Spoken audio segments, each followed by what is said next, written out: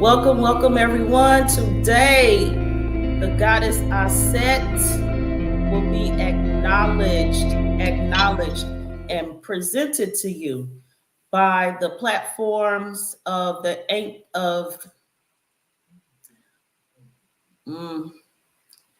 Ancient Wisdom Keeper. And I had a flashback. I was about to say the Memoirs of a Karmic Dynasty and Karmic Dynasty, as well as Facebook platforms and groups. So we are all here together today. So I am introducing myself first. I am Joy Ishraam, and welcome everyone to the shared platform. We are streaming to multiple platforms. So comment, like, share, subscribe.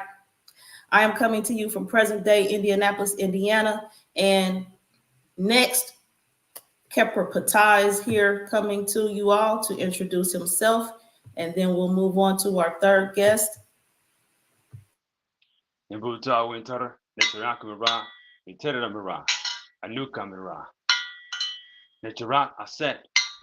Aset, Aset.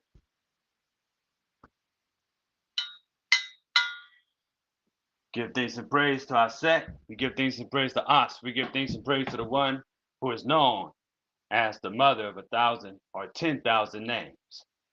This is Khepra Ptah coming at you from Seattle, Washington. Reading you all with Hatep, Uncle Chasaneb, life, strength, and health. Peace.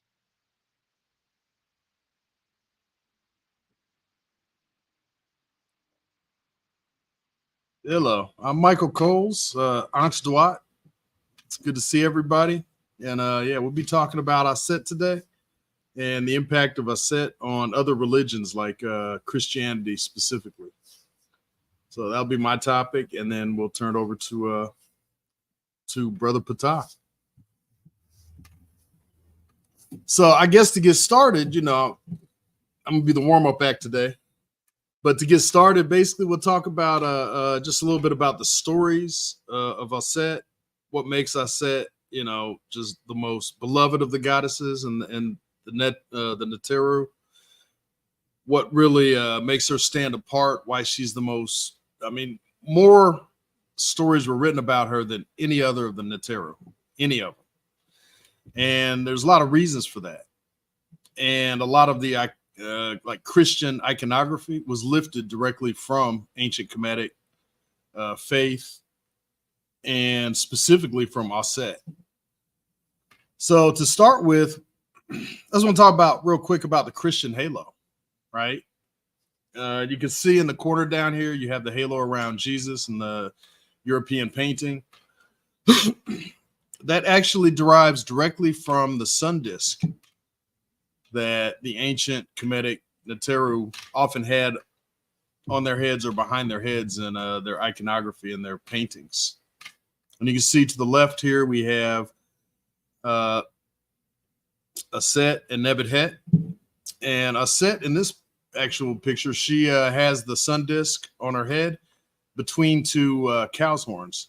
Cow's horns being the ancient symbol for motherhood, fertility, that type of imagery.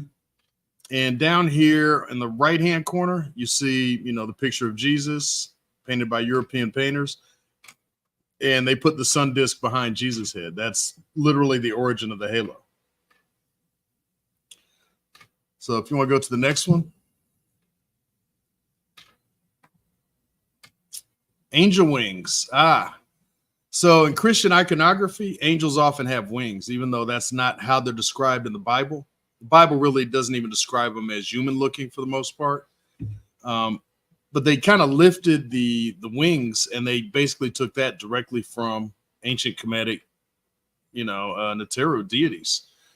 Auset was one, the falcon the hawk or the kite being her sacred bird. She was often depicted with wings, a lot of times outstretched, many times as a symbol of protection. So if you look in the bottom right-hand corner of this slide, you'll see Auset and Nebuchadnezzar, and they are standing there with their wings outstretched. Their wings are literally the center part there actually has the name of King Tutankhamun, Pharaoh Tutankhamun. So they're literally protecting him with their wings. So the wings are often seen as a symbol of protection, but also used in many of the stories where Auset, Nebuchadnezzar, the other Neteru could literally transform themselves into birds. All right, and the next one. Divine resurrection is an ancient Kemetic tenet of the faith. Asur was killed, right? He was killed by his brother. And Auset and Heru, their son, literally brought him back to life. They resurrected him. So you can kind of think of it like this, you know, when the Christian religion was sort of being founded, they were in competition with other religions in the area. One of them would have been, for instance, the Kemetic faith at the time, you know, with the pantheon of Egyptian deities, Kemetic deities. Basically, they would have had to come to a point where they're trying to convert other people to their religion. The Christians are trying to convert, you know, other people to their religion. Well, you have to convince them your religion is better than theirs, right? And if they can say, well, you know, my chief deity, right, has power over death. You know, he died, but then he resurrected. He was resurrected. He was brought back to life, right? Well, now Christianity has to have something to compete with that, right? Because a God that just got killed and didn't come back, well, that's not a very powerful deity. So you can kind of see the straight line between the Kemetic faith back then and the Christian religion as it was being formed. Okay, and the next one, power of life over death. So closely related to the resurrection is basically the European deities. If you recall from the picture on the right here, you have Jesus raising Lazarus from the dead, right? Basically telling Lazarus, you know, rise up and walk, and literally bringing him back from the dead. Well, the Kemetic faith did that thousands of years earlier, right? When Aset basically stopped the sun from moving in the sky. She literally stopped the world from moving. And she stopped it from moving so that she could resurrect her son, Heru, after he was killed by a scorpion out in the marshlands. So she literally stopped the world from moving with her power, stopped the sun from moving across the sky, and demanded that the Neteru come down and bring her son back to life. And they did it too, because they knew how powerful she was. They literally said, okay, we'll come, we'll raise him back from the dead, but you have to let the world keep moving. All right, so if you go to the next one. One of the most famous images of Christianity is the Divine Mother, which is Mary, basically breastfeeding baby Jesus. And Aset basically did the same thing. She had the same imagery, and they basically lifted that wholesale. They literally stole that imagery and just copied it and said, oh, this isn't Aset, this is Mary, right? This is the Mother Mary, and this is Jesus. They literally just copied the entire thing straight over. They didn't even bother trying to change it up. So you'll find a lot of imagery in Christianity kind of similar to that, where it's just kind of taken and moved. Now, in the areas, some of the areas that made Auset one of the most beloved and just, you know, most written about, most worshipped, you know, deities, Neteru, was that she had a lot of compassion. That was one of the reasons, right? And this picture actually depicts one of the stories where she showed a lot of compassion. She went to the marshlands after she escaped from Set, after he had her in prison. And she was escorted there by a bunch of scorpions, right? They basically went there. When they got there, Auset was disrespected by a rich woman who lived in town, who had a nice house, lots of gold and silver, lots of money. She was disrespected. And the woman said, you can't come in my house. You look like a dirty traveler. I don't want you anywhere near me. Just get away from me. Auset said, okay. Well, she turned around and there was a poor woman who had a house, right? But she had no food, no money, just barely anything. That woman told Auset, please come, traveler, come on in and I'll take care of you. I'll give you whatever I have.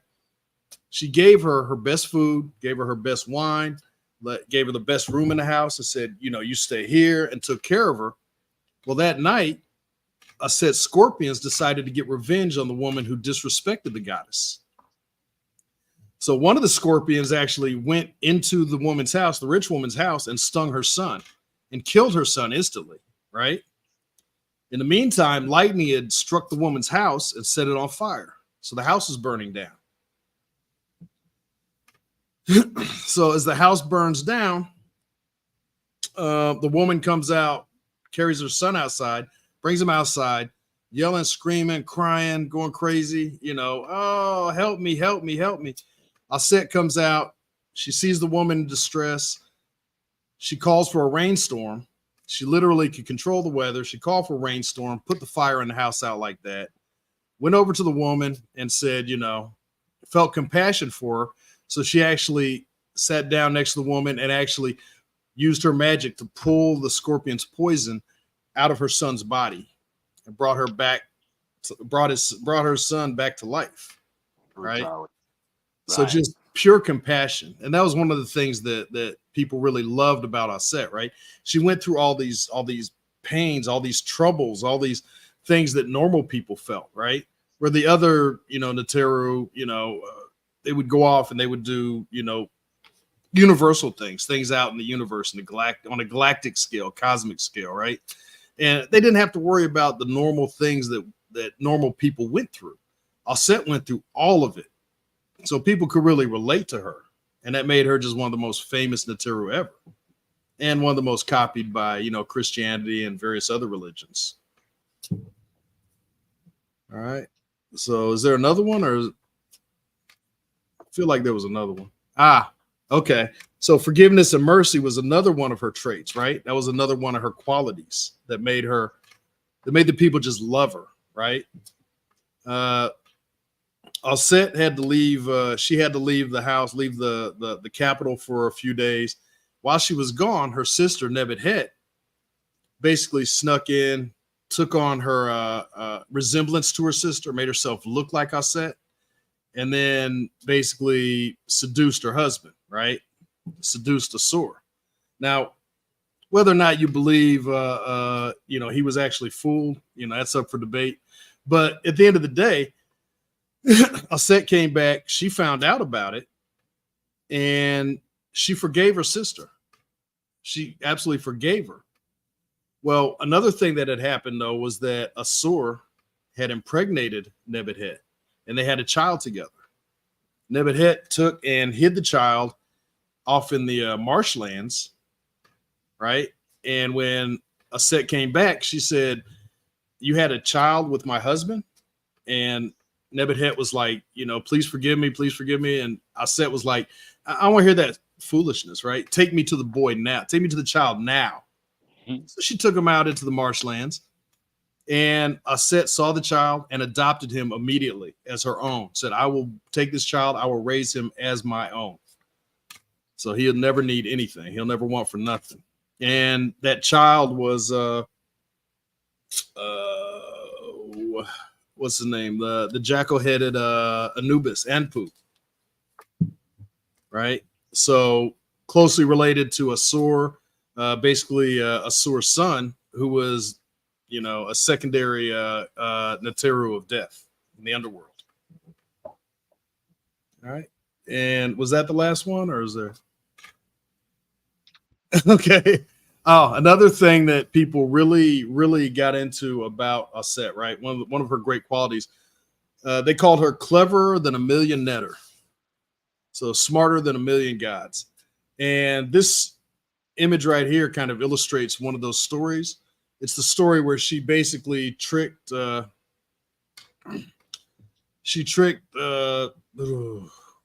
his name? Can't think of his name now. She tricked the creator god, right? Ra basically tricked him into giving her half of his power.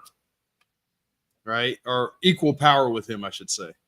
She basically was able to tap into all of his power. She basically tricked him into giving up his power in order to save him from that snake bite, from a snake that she created from his spittle, where he spit on the ground. She made a mud snake out of it, sent it after him. The snake bit him on the heel, infected him. And because it was of his own body, he couldn't get rid of it. His magic was useless against it, coming from him. So he couldn't heal himself because it wasn't something he had created. So once she had gotten learned his secret name, right? Which is basically, it's a very powerful form of name-based magic. But the secret name, once you have that secret knowledge, you have that name, you have power over people, right? And you inherit their power. It's one of the reasons why in, for instance, Judeo-Christianity, right? You can never know the true name of God, because if you know the name of God, the actual name of God, you would have power over God, and no mortal can have power over God.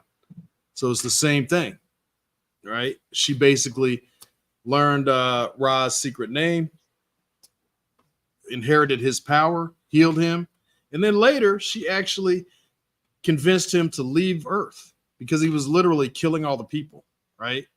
His power was so great that his mere presence on the planet, on the planet, was killing all of the people he created. So she actually convinced him, maybe you should get out of here and go up in the sky and travel around the world with the sun. And that's what he ended up doing. All right. And I think that's it, right? Oh, one more. Order versus chaos. So one of the things. Oh, say that one more time. I said order versus chaos. Yes, that. or good versus evil, although evil,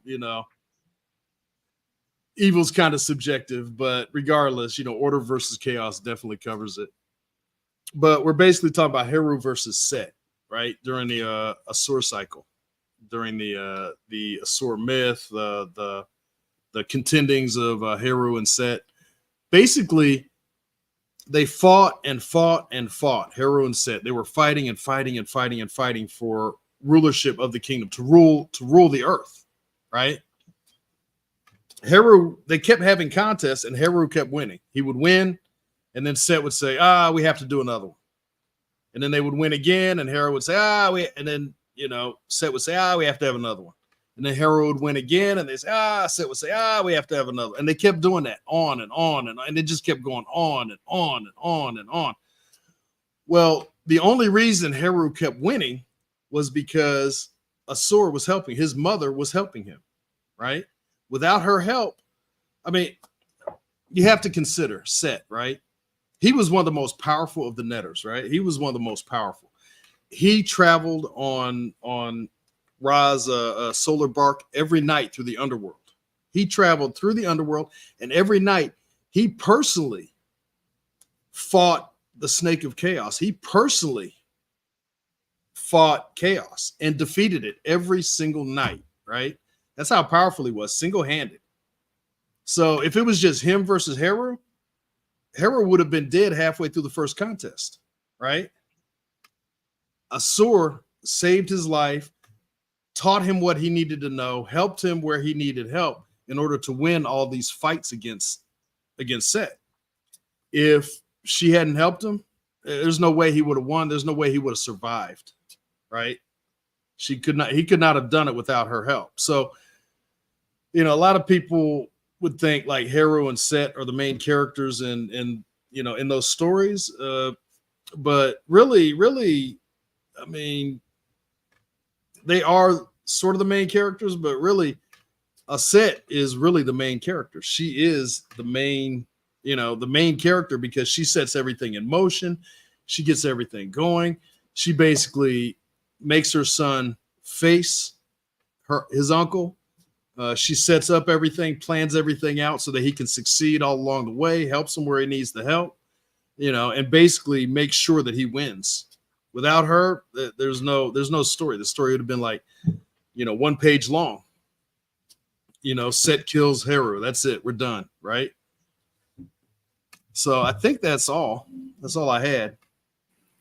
Yeah, that's the end of your presentation. You ready for the Q&A, Michael? Hot seat, Yeah, hot yeah, seat, we hot do seat. we do a Q&A. Sure, sure. All right, I'm ready. Khepra, you want to go first? Siba, Khepra Ptah. Oh man, I mean, shoot. I was going to ask him, do you have any more slides? That was going to be my question. You know, I was like, okay, he's dropping some jewels here. You I don't want to take up too much time, you know. Right, right, Time. What's time? right. So, would you say that that Aset or Ast, how would you see her surviving today? You know, as far as all the different stories, do you see her as having cults that survive today? Right? Oh yeah, absolutely, absolutely, absolutely, definitely. You know, she honestly, to be honest with you, every time I think about Aset, first thing I think about, honestly, Beyonce. Every time, every single time. I don't know why. I have that association in my brain, right? You It's like sure? Aset, Beyonce, every time. You sure? I'm positive. It ain't Every time. Oshun. What's that? It ain't Oshun and Beyonce. Yeah, I never even Or noticed you Ost. Or what? that. Which one? I'm just looking for clarity. Us, I can, us. It's Ost for real? Okay. Yeah, yeah. Okay. But no, every time I think about, you know, and I think about her like kind of on that level, right? Just beautiful, powerful, you know, intelligent, able to really, you know, work the system in her favor and really, you know, get things done. And, doesn't really need a man, but really supports him, right? Actually much more powerful than her man. You know, it's just like, you know, that's kind of where my head goes every time when I make that connection. But yeah, she would thrive today. The only thing is, you know, I mean, if you look at all her stories, she just went through so many tragedies, right? I'm sure she would probably be going through, you know, tough times and everything, kind of like everyone, like all of us, right? She'd be going through a lot of the same stuff that we go through, but she would just come out on top every time. She got that one song on top. That's it, on top. I know you know it. Go ahead, sing it for us, Michael. I don't know the words. Plus, you don't want to hear my I can pull up the karaoke version for you. You don't want to hear my singing trying to do some karaoke nights up on him. Come on, Khepra Ptah. Give him his beat. Let that beat drop. I'm good for now. You know what I mean? I have to work on my beatboxing. I got the old school rusty stuff. I got to like get up to speed, you know, so he can like flow. Okay, I'm about to say you telling that fable, Khepra. You telling that fable. Okay, so y'all know I got some Q and I got some questions. So speaking of when you see Osh, you think of Beyonce. Would you speak to us about the story that goes with the illustration? Which one? All the illustrations. Hold on, let me say this way. I mean, I have a lot of pictures and a lot of the cards. Okay. This illustration is the same illustration as in most of the presentation, like your background and our studio background. Talk to us about the faces, the illustrations. Why ain't Beyonce on the cards? Because I don't want to get sued.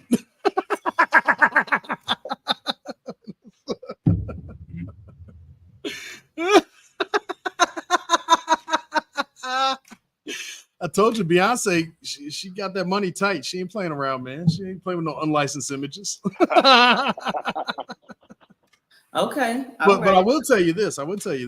There are historical figures kind of hidden in the cards, right? That's so I specifically picked likenesses of famous African American civil rights leaders, people that, you know, a lot of people probably never heard of, right? There are also some sort of, you know, my own interpretation of a couple of celebrities here and there, you know, for a set for Ost. I basically used sort of a composite of a handful of supermodels, right? There were like 3 or 4 images of supermodels, and I kind of took them and kind of morphed them into a single image, kind of put them together as one single image, and just kind of did my own interpretation of that, right? But no, Beyonce, I didn't want to play around with that, you know. Okay. So I see you not dropping no names today. You know, I've been around with this card set. Well, I have one on there. If you pull up, like, well, for instance, you pull up the Emperor, right? Yeah. The Emperor card. Yeah. I don't know if you have it there handy or not, but Not. it's one of the purple ones, and it's probably Oh, you know what? He's right here. Third or fourth one. Yeah, the Emperor, right? Amun Ra. So that image is actually sort of my interpretation of an early likeness of Martin Luther King Jr. Right? So it's from a younger picture of him in his younger days. But again, it's my interpretation. I didn't try to trace the picture or whatever. I just, you know, kind of did my own interpretation on it. You know, and you can see this guy over here, you know, you see Auset here, you know, the supermodel, and you see a Sur right here, you know, and he's kind of based on, you know, this is my interpretation of a famous character also, right? He looking like Tupac to me. I don't know. You know. Actually, I'm just now seeing it after all the time of looking through this. You know what I like about that is that it reminds us of the ancient way of looking at things when we see our ancestors and the deities and so forth. You know. Yeah, that's exactly it. Yeah. You know? It's like what qualities, like you were asking me, right? Like what qualities would this Neteru have if they were alive today, right?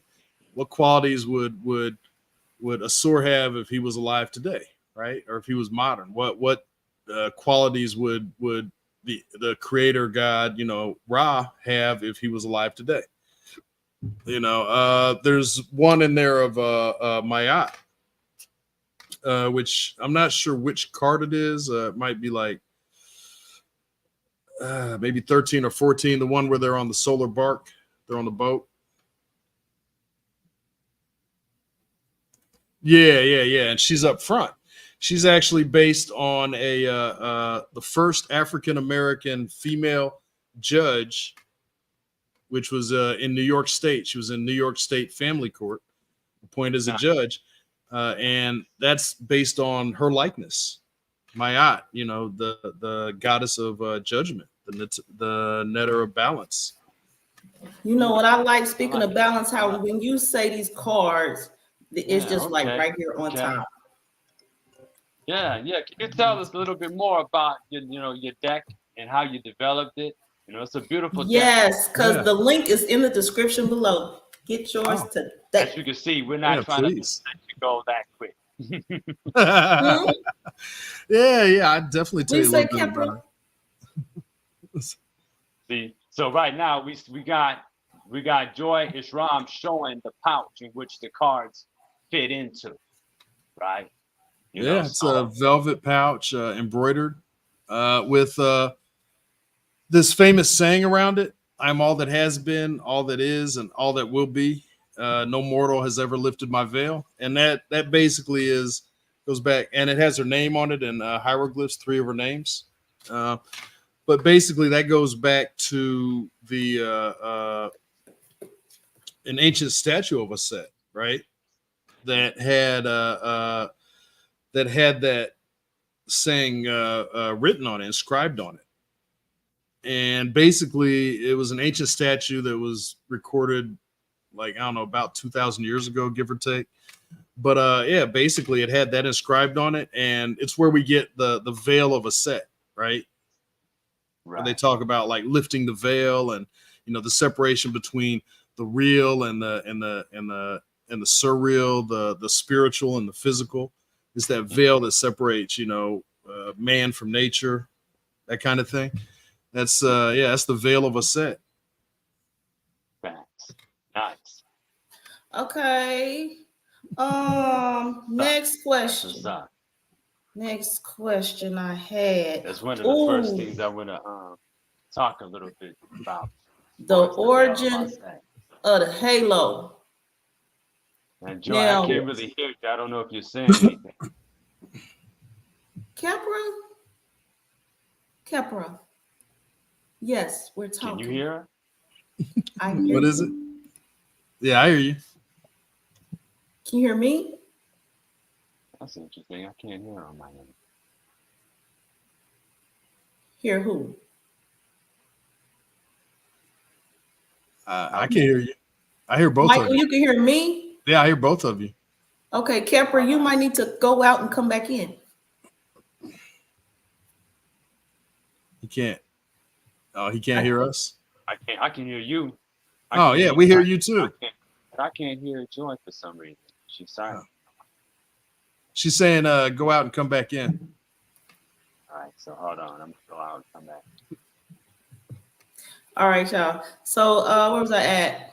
Oh, the origin of the halo. So from what lately, I've been listening to some Damon T. Berry. Khepra turned me on to him. Yes, June Gemini, ask your question. Definitely Grace from your YouTube channel. And I heard him talking about how, like on the Jesus part that you have in your presentation, how the halo, it ain't never a full halo because it's actually a portal. Yeah, they kind of portal. Yeah, they kind of changed the how the representation a little bit. They have Christianity came up with different variations on it. Some of them it's like behind the head, just because, and a lot of that is just because they weren't very good at art back then, right? Those Renaissance Europeans, they honestly they just weren't very good at art. They didn't do perspective, they didn't do angles and all that stuff. It was just kind of like, just put a big yellow thing behind his head, it'll be fine, right? But it comes from the same place. But they also had, for instance, the cross halo, which was something they would put a big disc behind Jesus' head and then put the cross on it. So you have like a cross inside a circle behind his head. Okay. After a while, though, they started doing the little ring, right? The little ring halo, like you see on angel pictures and stuff. Yeah, they kind of started doing that when they got a little bit better at art, right? Getting perspectives and angles and stuff like that in there. But there's been different versions of halos through the centuries, but they all go back to the same common root, which is just putting the sun, on someone's head. Right. Just take the sun disk and whoop, symbol of power. Khepra, you got some feedback on the halo, the origins of the halo? Yes. So we look at the word halo. We see it also connected to holy and Helios and things of that nature, showing that the person is a solarized being. You see. So that's the solar disk. That's the other incarnation of that. When we look at the depictions of Jesus, right? They show him with the halo. They show him. They're reminding you indirectly that that's still paying homage to the solar mythos. Remember, before Constantine created his version of the religion of Christianity, he had been a part of what's called the Sol Invictus cult. A brother just mentioned about the Bible being the Helios Biblius, aka the Sun Book, right? Because it's the Helios Biblia. So it's still dealing with that solar mythos, the universal solar mythos, showing the resurrection, the birth, life, death, and resurrection of the sun taking place in the story of man and one. Okay. Yeah, and the resurrection of the sun, right? The death and rebirth of the sun every day. That's a big theme in the Kemetic mythology, right? You had the goddess Nut, right, who was the sky goddess. She would stand. She was usually depicted as being giant and kind of standing arched, right, with her hands and feet down. And the sun would basically pass into her mouth every night, right, and then come back out the other side and was reborn every single day, right? So the whole cycle of life, death, and rebirth was basically embodied in her. It's very powerful imagery. Yeah. Somehow, when y'all talk, this stuff all sounds brand new to me. I don't know. You know, I know about Ost. My Kemetic name I chose was Ost. Is Ost my aunt Tefnut? Okay. Ost, Us being a variation of Auset. Yeah, that's right. absolutely. The goddess herself. You know, I like to say less, so I got rid of that. All right. Another question. Oh, with this picture. Now, when you first had, when I first saw this preparing for the show, and I saw Ost, and I'm like, that's me, that's my girl. Then I saw the Scorpions. I was like, okay, Michael's talking to me. He talked because you know that's my astrology sign. Oh, Scorpio. Okay. So Ost and the Scorpio. I Yep. was like, this is our thumbnail, but it wasn't working all together with the other imagery, Yeah. pictures. And so this is my question.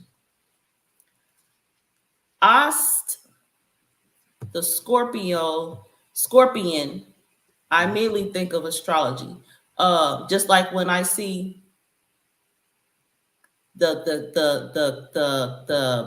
Khepra, the beetle, I think of the self-created one, and then this guy come to my mind right here. Yep. Yep. That's it. That's Yes, it. you, Khepra. I created myself on the primordial mound. Yep. Yes, the self-created one. So Pulled here's my himself question. out of the mound of Ben. Yep. That's it. Yeah. And so here's my question. Ost. That's the first three letters of astrology. Is there a connection? I just realized it while prepping for the show. I mean, I honestly can't make one. Brother Khepra might be able to, but I Let's all get together and make one. Well, I mean, hey, there might Khepra, you first. yeah. I mean, you just made it. Astrology, Yeah. the astral plane, a star, Astronomy. asterisk, and check this out. Remember, Ost is also connected to Septet, which is known as the star Sirius. So there are depictions of her wearing a crown of stars in some of your modern or recent depictions of her. So she was definitely identified with the stars, and stars identify with ancestors in the Kemetic tradition because it was believed that if you were righteous, right, you would live on as an everlasting star. Yeah. Mm. Yeah. And Sirius, one of the most important stars in ancient Kemet, right? Because when Sirius rose, right, in late August, over Kemet, it meant it was the start of the Nile flooding season. It signaled the start of the flood season. So it was very closely tied to, the cycle of life, death, and rebirth we were talking about. Basically, it was the beginning of the rebirth with the flooding, which deposited all the fertile soil on the banks of the Nile. And then, the farmers could actually plant their crops, grow the food, and then feed the people and continue the cycle of life. So Sirius, very, very closely connected. This is one of the most important stars in ancient Kemetic faith. Facts. Okay, that's one for me. Yeah. Okay. Aset Go ahead. is also known as the Lady of the Star as well. So, so you're definitely on to something. Yeah. Okay. I'm on to something. Okay, that's my A+ for the day.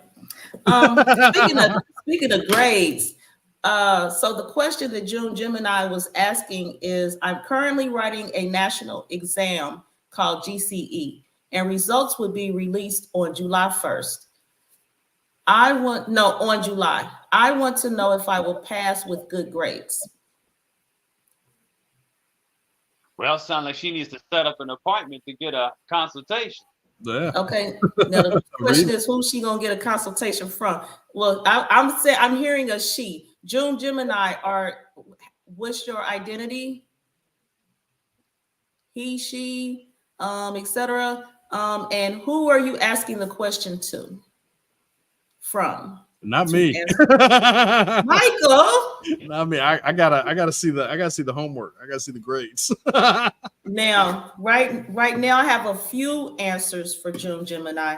My first answer, of course, is, as I would tell anyone, especially being a mother, and I usually hear this from my children mostly, grades is what you say it's going to be. That's my primary answer. It's whatever you say it's going to be. That's my primary answer.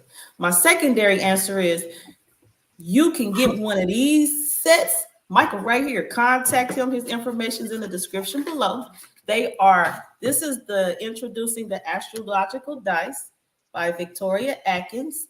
And down here it says the Beginner's Guide to Fortune Telling with Astrological Dice. And then in here is a set. One represents the planet, one represents the houses, and one represents the zodiac signs.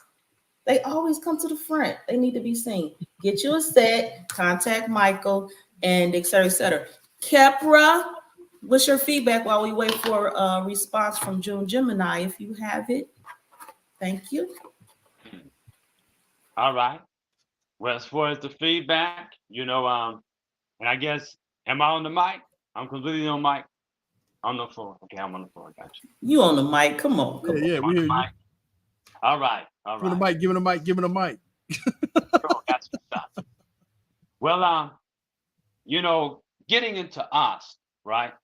Or Auset, whom they have called ISIS, but they didn't hijack that word from us and want to, connect her to some terrorist group.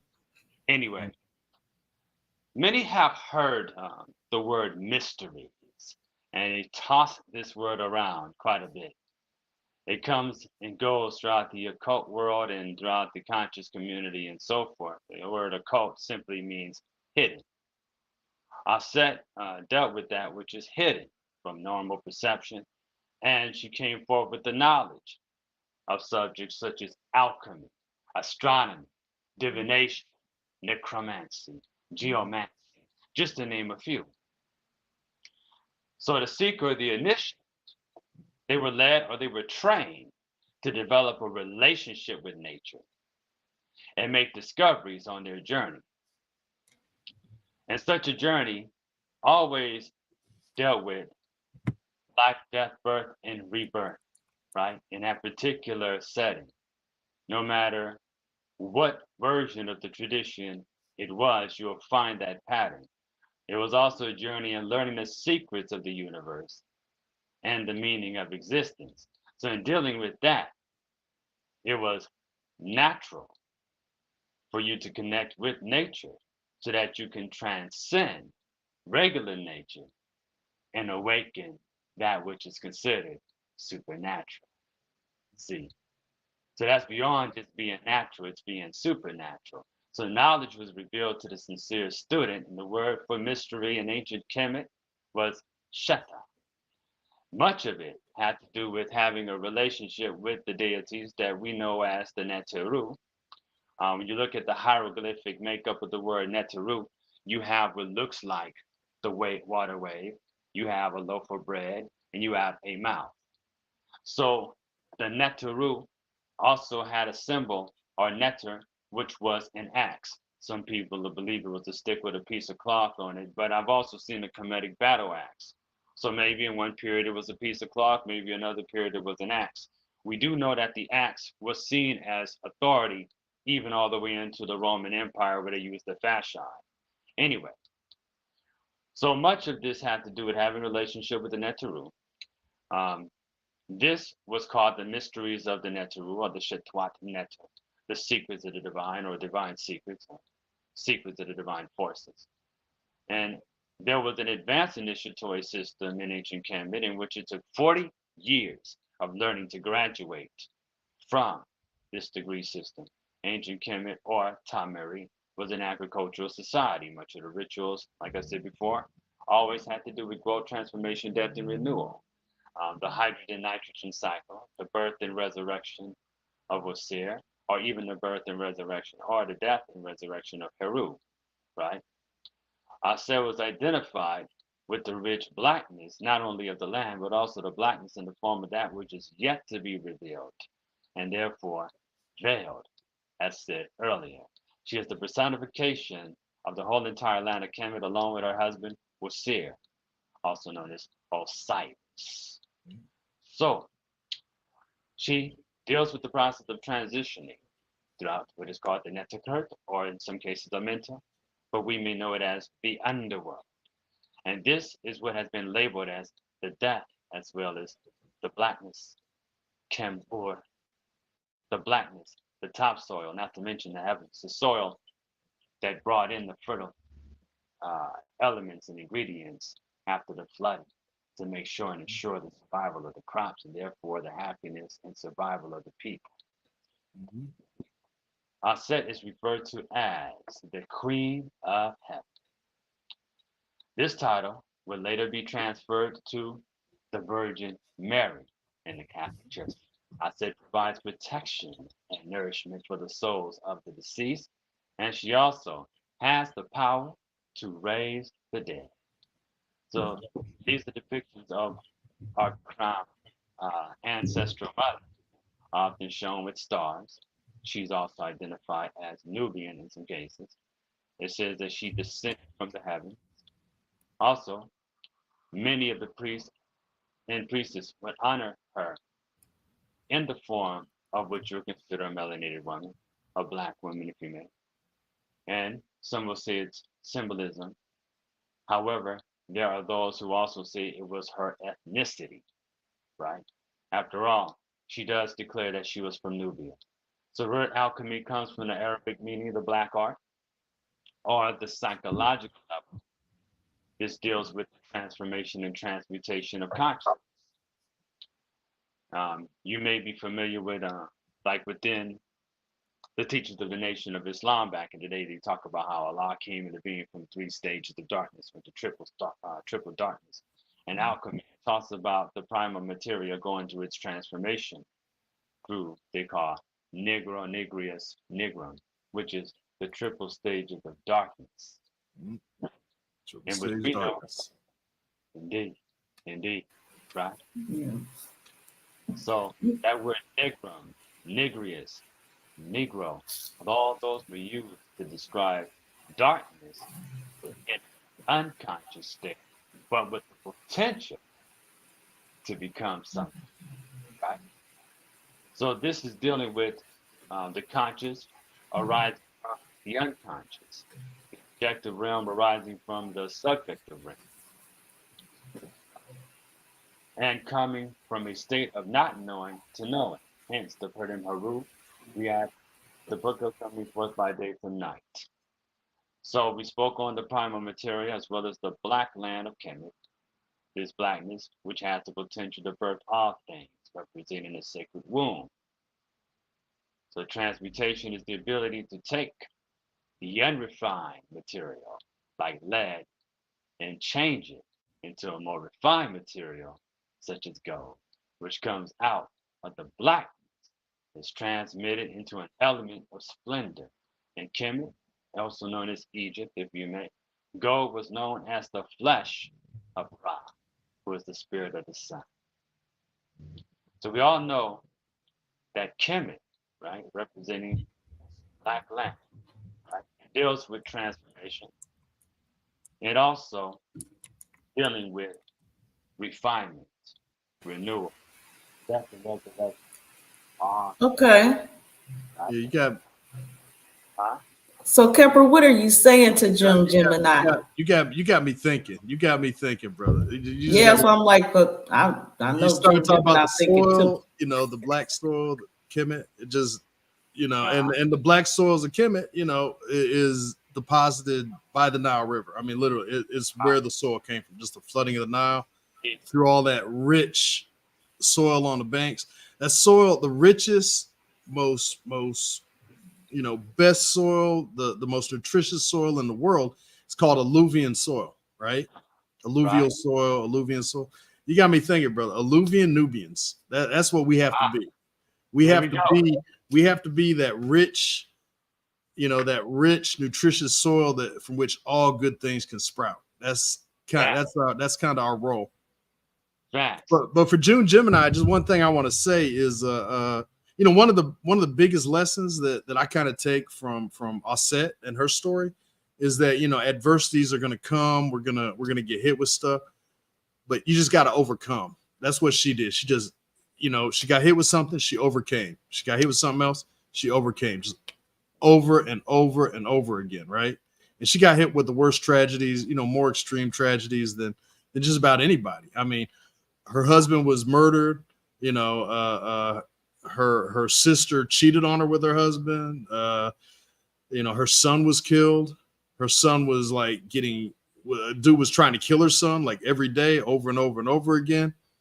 But at the end of the day, she prevailed. And one of the ways she prevailed was her ability to just manifest, right? She could manifest what she wanted. She wanted to succeed. She wanted her son to win. She manifested that and she made it happen, right? She wanted her son to come back to life. She manifested it, boom. And he can, you know, and brought him back to life. So I don't know. To me, that's like one of the biggest lessons from the story of Auset is just, you know, persevere no matter what happens. Just keep working at it. Keep fighting for what you want, and manifest it. Make it happen. You know, June Gemini, I thought I was off that subject, so I didn't know that I was still answering to you on your question. Oh yeah, you was answering that question deep, Khepra. I Answer questions I didn't know I had. Okay, and listening to that, I'm not playing. June Gemini gonna pass that exam with all that knowledge around here. You know what I'm saying? So June Gemini, you got that Gemini, right? You got that Shu and that Tefnut that talks about having balance. Yeah. Right. Which we just spoke on earlier when Michael mentioned Ma'at. Indeed. Shu and Tefnut gave birth to Gebernut, who also gave birth to Auset, as well as the 4 other networks. So it's that balance. See, it's that balance in which you're going to bring forth, being not too hot, not too cold. Moisture, and Shu is the heat. So you have to deal with that yin and yang. I know that this exam is coming up for you, so what you want to do is you want to sit back and go through a meditation session where you breathe in through the nose and breathe out from the mouth, making your stomach come out in a pot belly. And as you slow down the breath, what you want to do is you want to see yourself passing that exam, because what you're doing is that you're awakening within your subconscious desire to make it happen and give birth to the passing of your exam. See, you're awakening the Auset within you, giving birth to the Haru, which is the victory, after Auset has nourished her child. And That's her it. child is throne. It is. So congratulations already. Yep. On passing your GCE, June Gemini. Right. All right. Now, before I have one last question, and that clears my slate, and then we're gonna address Tubi's question, which is what is the story behind the Goddess Aset free the lion? Set free the lion. Aset fit. Okay. Y'all know what I'm talking. Y'all know what Tubi talking about. Now here goes my question. Speaking of set. Yeah. Set. You know, Michael, well, you were telling us, sharing with us again the story of Set and Nu for those who don't know. And being one of the most powerful of the underworld and all these adventures every night. Now here go my question. And Khepra got me on this too. Now, some of us call him Uncle Set. Okay. And some of us, there's this war when it comes to food, like Uncle Set eats meat. And, you know, some people look at it like, and instead of at the other table where they eating all vegetable, vegan, you know, of the earth, or what is it, the mono? With like the mono diet? The mono diet. Yeah. So since people like nowadays who eat meat get looked down upon, how was Uncle Set so strong and he ate and did all these terrible things? Like, how was he one of the strongest with all that meat running through his system? And we're looking at it like present day Uncle Set, because we know back then the meat wasn't like it is today. Don't mess with me. I love meat. Don't mess with me. Okay, you know, I'm tearing my chicken up. Don't play. I'm about to go get me a steak. Right now. Right now.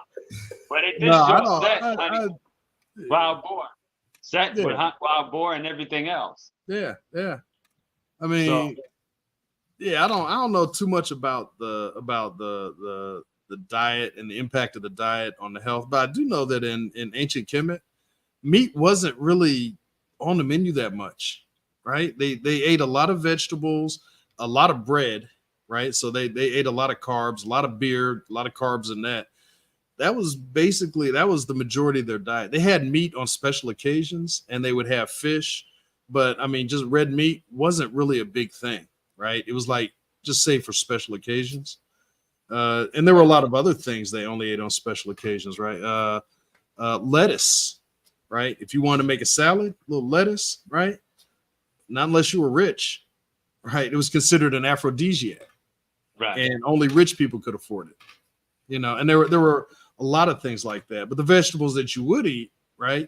Leeks and onions. They grew grapes, olives. I mean, just a lot of Mediterranean fruits, and vegetables, things like that. But yeah, there were a lot of things that we kind of take for granted today that they didn't even have back then. But the main staple of their diet was really bread.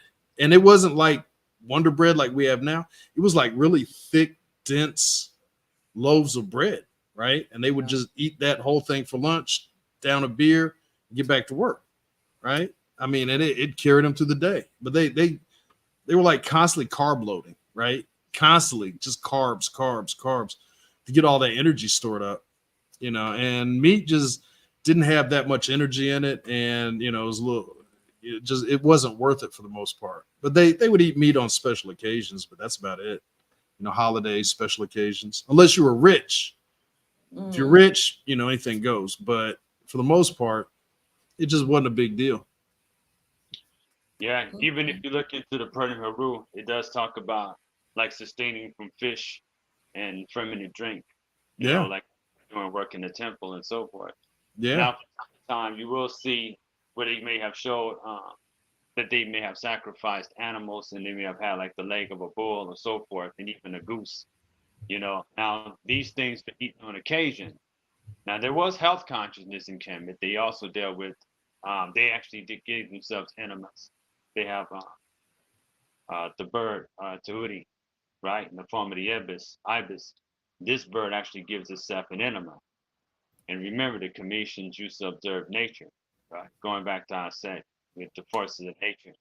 Since the Cometians would observe nature, they observed the bird giving itself an enema.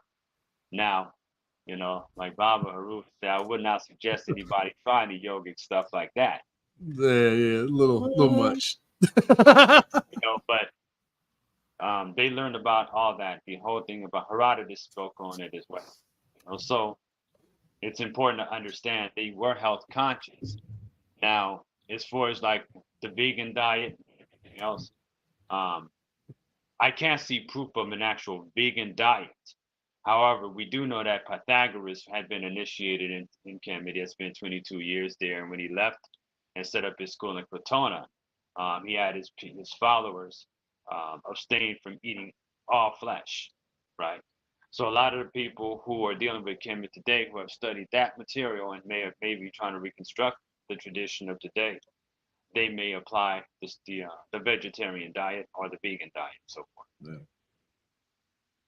Yeah, and it was pretty easy to kind of abstain from meat back then because meat just wasn't widespread. They just didn't, it wasn't like here, like we just, you want some ground beef, just go to the store and get some, right? It was like they saved it, they basically farm their cows all year long and then only on special occasions, right? Like once a year they have a celebration, everybody get a little bit of meat, and you go back to your regular diet, right? Okay. The other thing I wanted to say though was you mentioned fish, right? Yeah. And they had very strict restrictions on certain kinds of fish, like the medjed, the elephant fish. Absolutely untouchable. Could not touch elephant fish. Elephant fish. Yeah, it's called an elephant fish, a medjed. You could not eat those because they believed that it was the fish that, when Set murdered a Asur, right? He dismembered his body and scattered him around the country, right? Well, his phallus, his his phallus, he took that and threw it in the river, and the elephant fish ate it, which is why Auset could never recover it. So they had restricted. You could not eat the elephant fish because it was the fish that devoured part of Asur. It was known as the oxyronchus. Okay. Yeah. There you go, Known man. as the There you go. penis. I gotta say it for you. That's it. Hey, you know, I don't want to get you demonetized on YouTube. Hey, we are great around these parts. That's why Karmic Dynasty is unscripted. Yeah.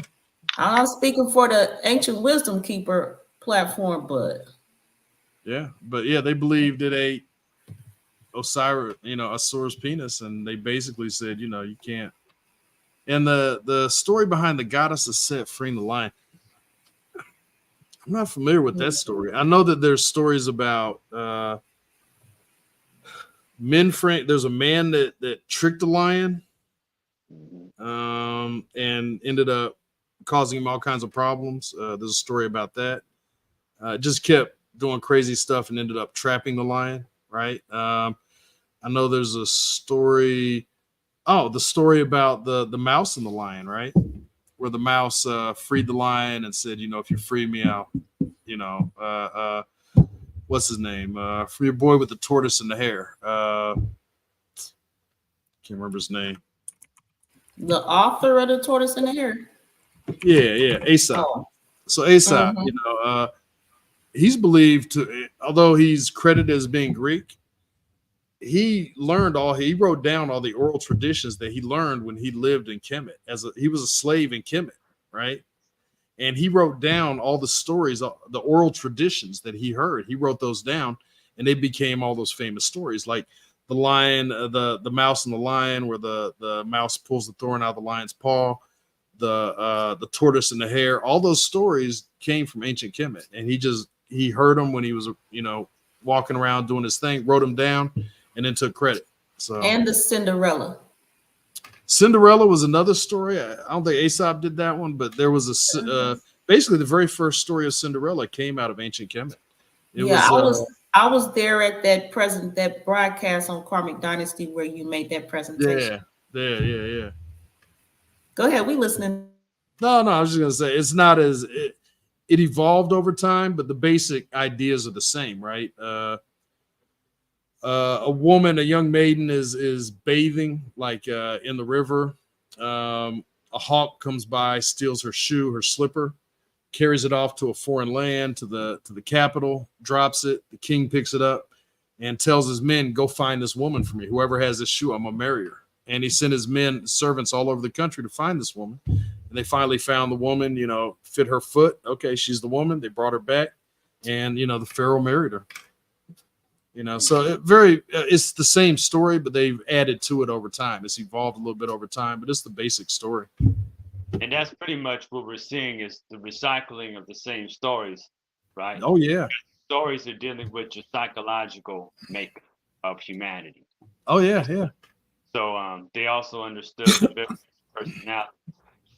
Later on, it would be identified as deities and daemons and so forth. So everybody having their own deity, their own numerical vibration. The reason why it's important, like Auset or causing Ra to transfer her name into his body. I mean, his name to her body part. Yeah. Because of the fact that a name was considered very potent part of one's being. It also dealt with the sound vibration. Now, Auset, she was versed in the knowledge of Heka, which is spirit force or magic. So she was able to tap into magic of all sorts. However, she was not complete because she did not know Ra's sacred name, as you had mentioned earlier. So this is the story of what happened of her causing Ra to transfer his name into her body, and therefore she became the embodiment of the name of Ra. So when she had her root, she was able to transfer her knowledge, her wisdom, as well as the solar force of Ra into her root, who also had the connection with Auset. Yeah. So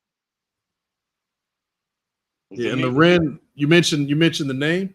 So the Yeah. so every being has a secret name, right? And there's 8 parts to the soul in the ancient Kemetic faith. The Ren being one of them, and Ren was the name, the secret name. It's literally where you derive your spiritual power from. And if someone learned your secret name, right, they basically took your power from you. Right. Right. And that practice is still alive in some of today's African systems. Where you will receive a name, when you go through an initiation and so forth, and you're supposed to keep that name. That name is sacred to you. So you got to be careful with that name. Or you got to be careful with a combination that they may give you. In the Yoruba tradition, I saw where some people were warned about telling people what their Odu is, because it's kind of like equivalent to your name, even though it's that still of a combination. If they was to learn about that pattern, they can manipulate you on some level. So you got to be careful who you give your name to, especially if your secret name, because your name is tied to your destiny. Yeah. So, I call something Ren being a name. You spell it backwards. It's Ner, has something to do with energy. So your name is definitely an energetic part of you. Going along with the Ka, the Ba, the Ku, the light part of you, Kaibet, shadow. Then there's the universal Ba. All these things are connected. These are different parts of the spirit that our brother Michael was talking about. As far as the Kemetic tradition, as far as it being an advanced civilization, people always wanted to deal with the mysteries. So we're looking at right now, there's the depiction of the priest in Greece. And they also, in Greece and Rome, we had temples of Auset set up throughout Rome, set up throughout Greece, all the way into Italy, throughout Europe.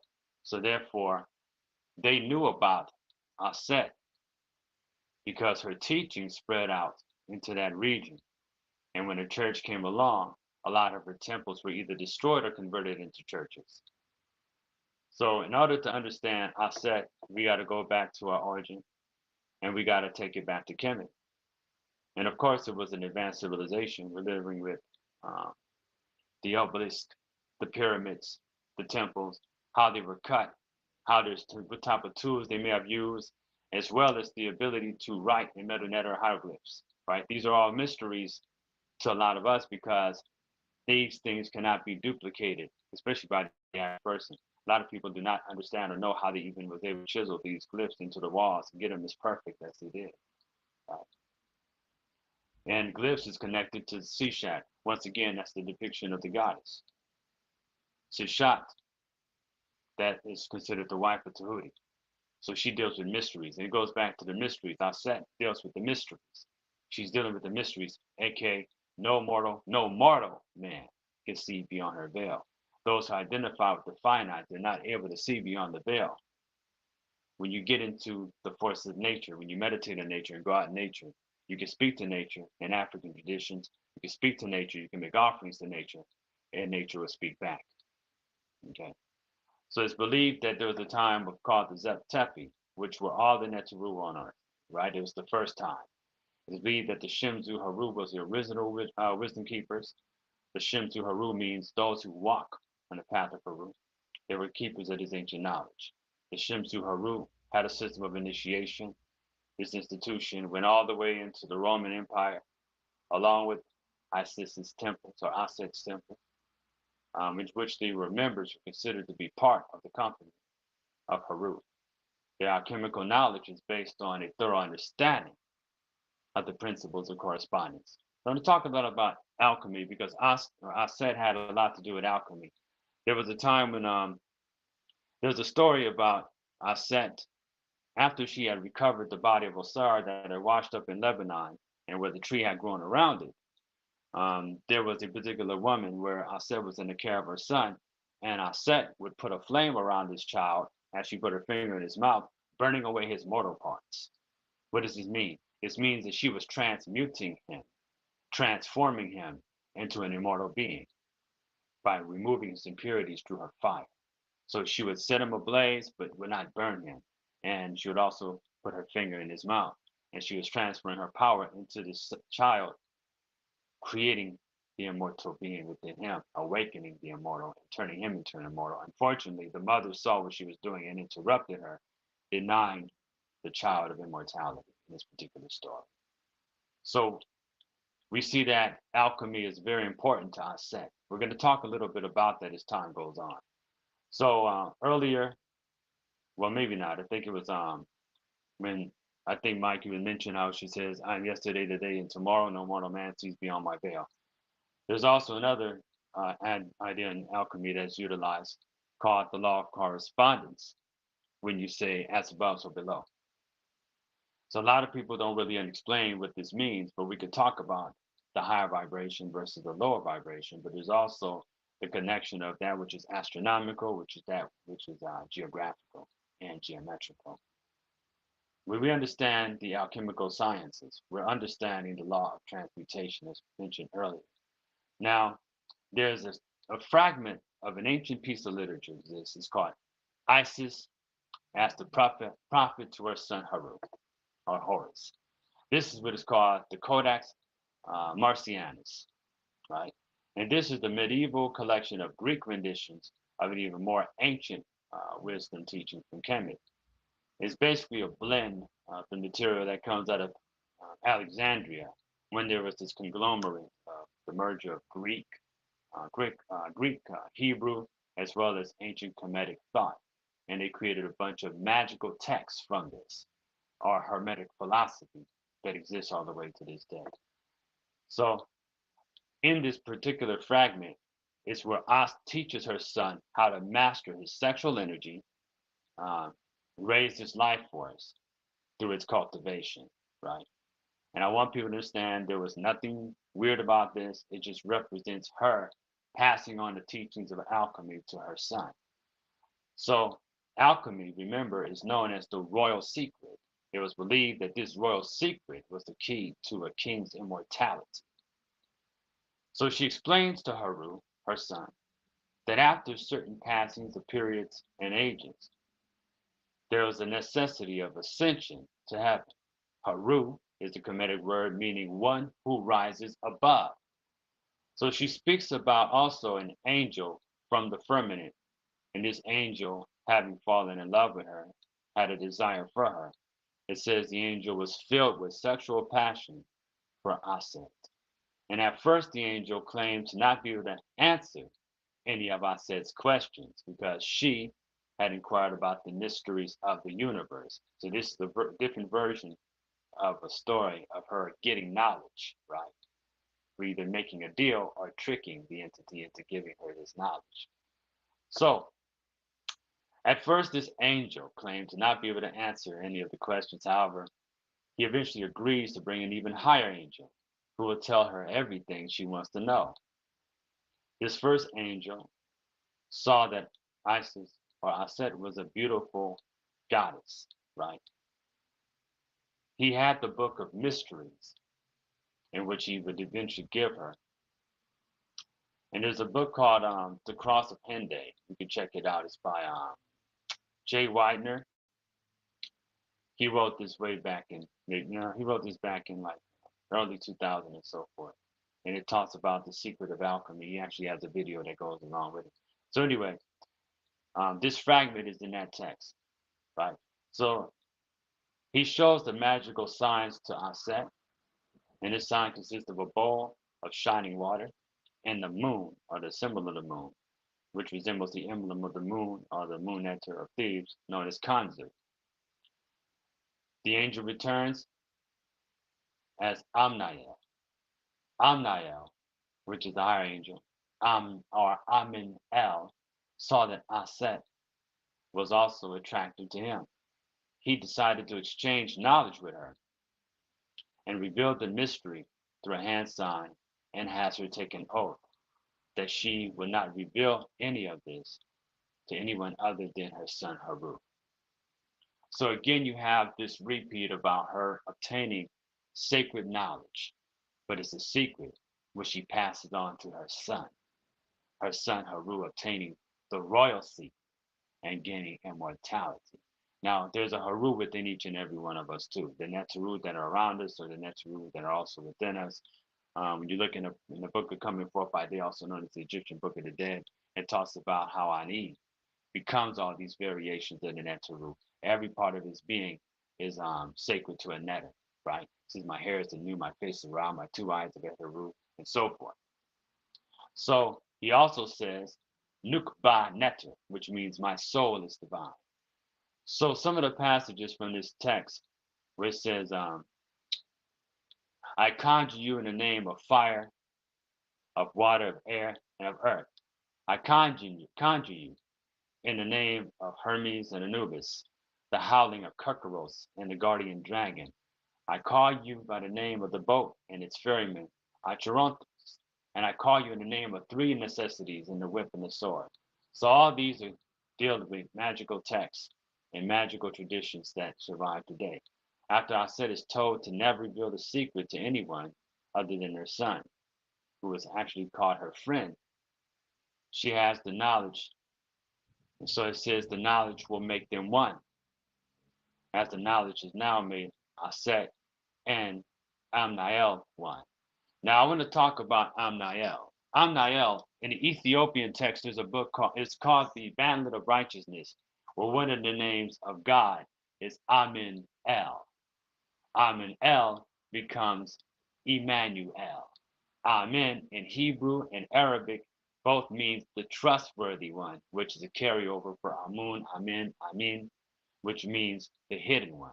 But he is considered to be trustworthy and faithful. When you look in the book of Revelation, Jesus is also called the Amen, just like Amen was represented as a ram.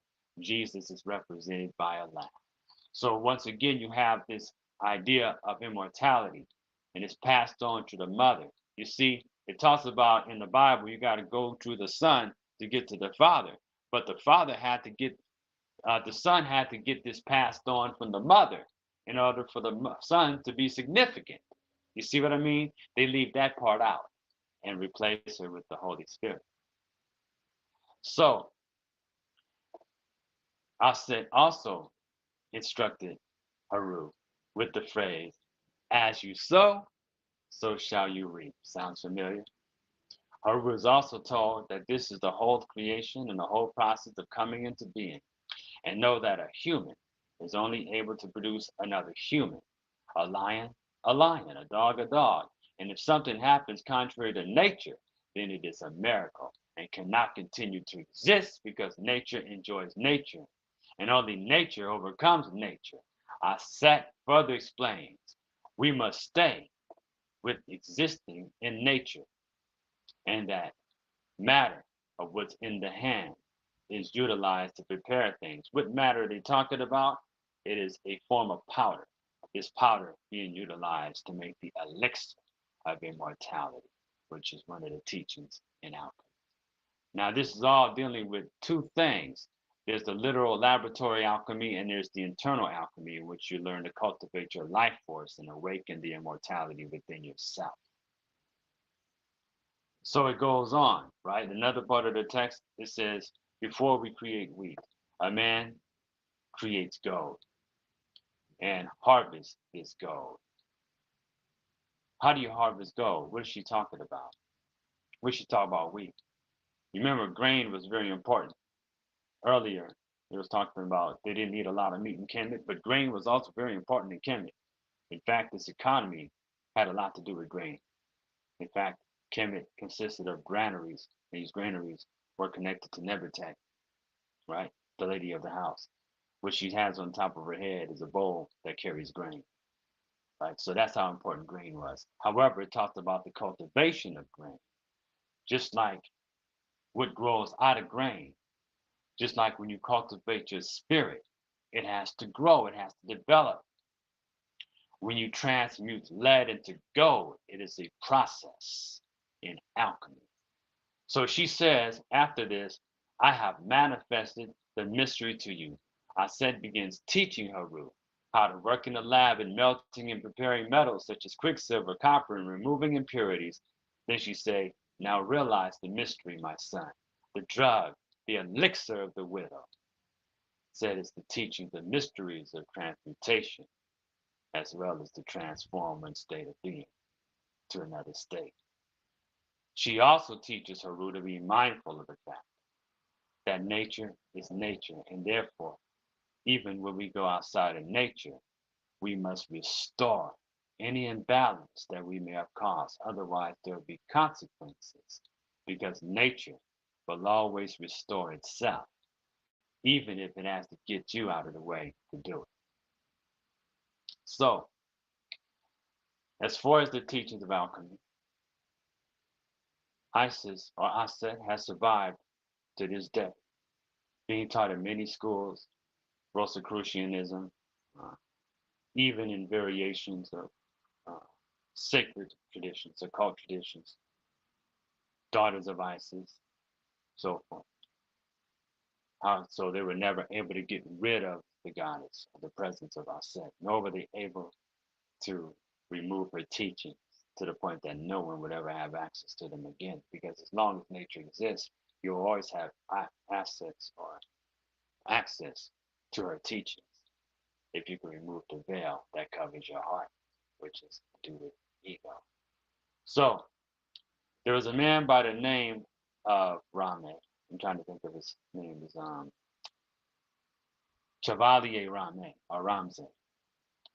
He believed that the Freemasons had taken the device to restore the temple in Jerusalem, as the temple formed an intimate link with the Knights of St. John of Jerusalem. However, he also said that the order derived the mysteries of Isis, Ceres, and Diana. The alchemist known as Fulcanelli. You can check him out. He has a book on the cathedrals, as well as the alchemical connection with the cathedrals in Europe. More knowledge that came out of Kemet. It talks about the comparison of Auset or Isis, the Black Madonna of the Gothic cathedrals. So we have the works of Isis the prophetess. Even with its fragmented state, it still plays a major contribution to Western alchemy, and is where mysticism becomes connected to laboratory procedures. Auset is the prophet to our son Haru in the Kemetic tradition. Hermes means sealed, and Hermes has been identified with Thoth, also known as the Huti, who made these teachings available. Hermetic means they were secret teachings. Why such secrets? Not necessarily because they wanted to, control the world, but because they knew that religious authorities would hunt them down, as well as those who saw political power and would either misuse these secrets, right? And once they misuse these secrets, they'll claim them for themselves and further corrupt the world, often deleting those who did not go along with their agenda. So, even today, there are certain groups where they will borrow from after the Greco-Roman period, with Isis and magics of Isis, where they wear black robes. And this goes back to the time the initiates of her temple would wear these black robes in the temple of Delos in Eritrea, where her devotees were called melanophorai or melanophoroi, meaning those who dressed in black, mainly during festivals and mornings, to represent the remembering of Osir's murder and dismembering, where Auset and Nebutet got together and shed tears. This is a ritual that is played out, also representing one crying, right?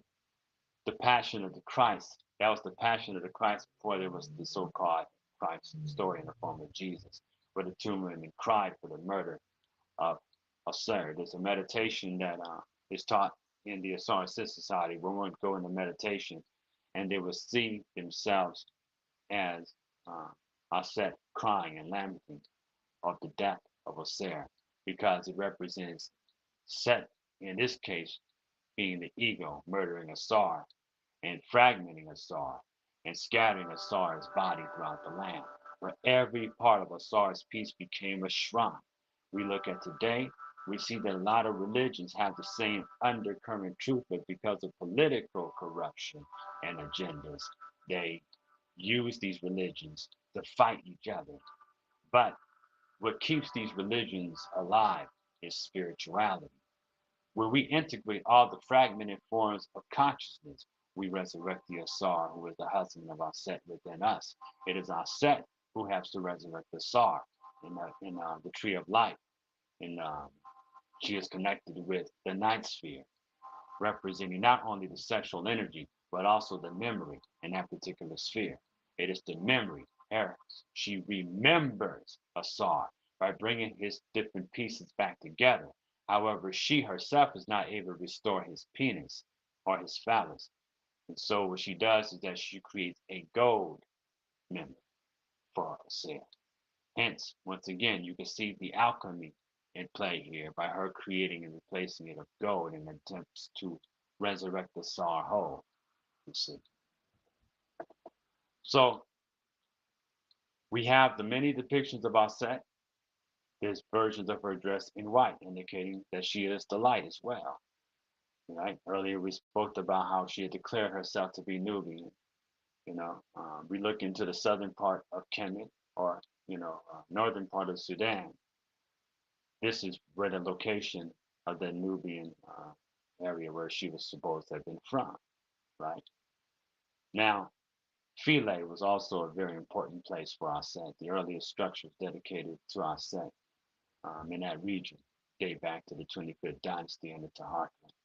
Later, sometimes 280 BC, was the time of adherents would continue to come and have devotional service where priests would make offerings to Auset at Philae. Philae is one of the last places in which the ancient Kemetic spiritual way of life flourished, even after the invasion of Christianity to come and take over. It still lasted to about 550 AD.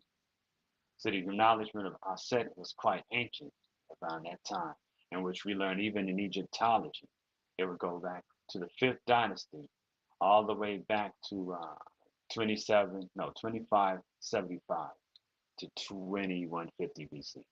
We see that in the pyramid text that Auset is acknowledged. She is acknowledged as the deity of perfect motherhood, even though that there's no evidence of temples in the earlier period. Until the later periods, we see that she was well known and respected and acknowledged. So there's no way you can get away from Auset. When you look at the word matter, it is connected to the word mother. It is also connected to the word matrilineal and matriarchal.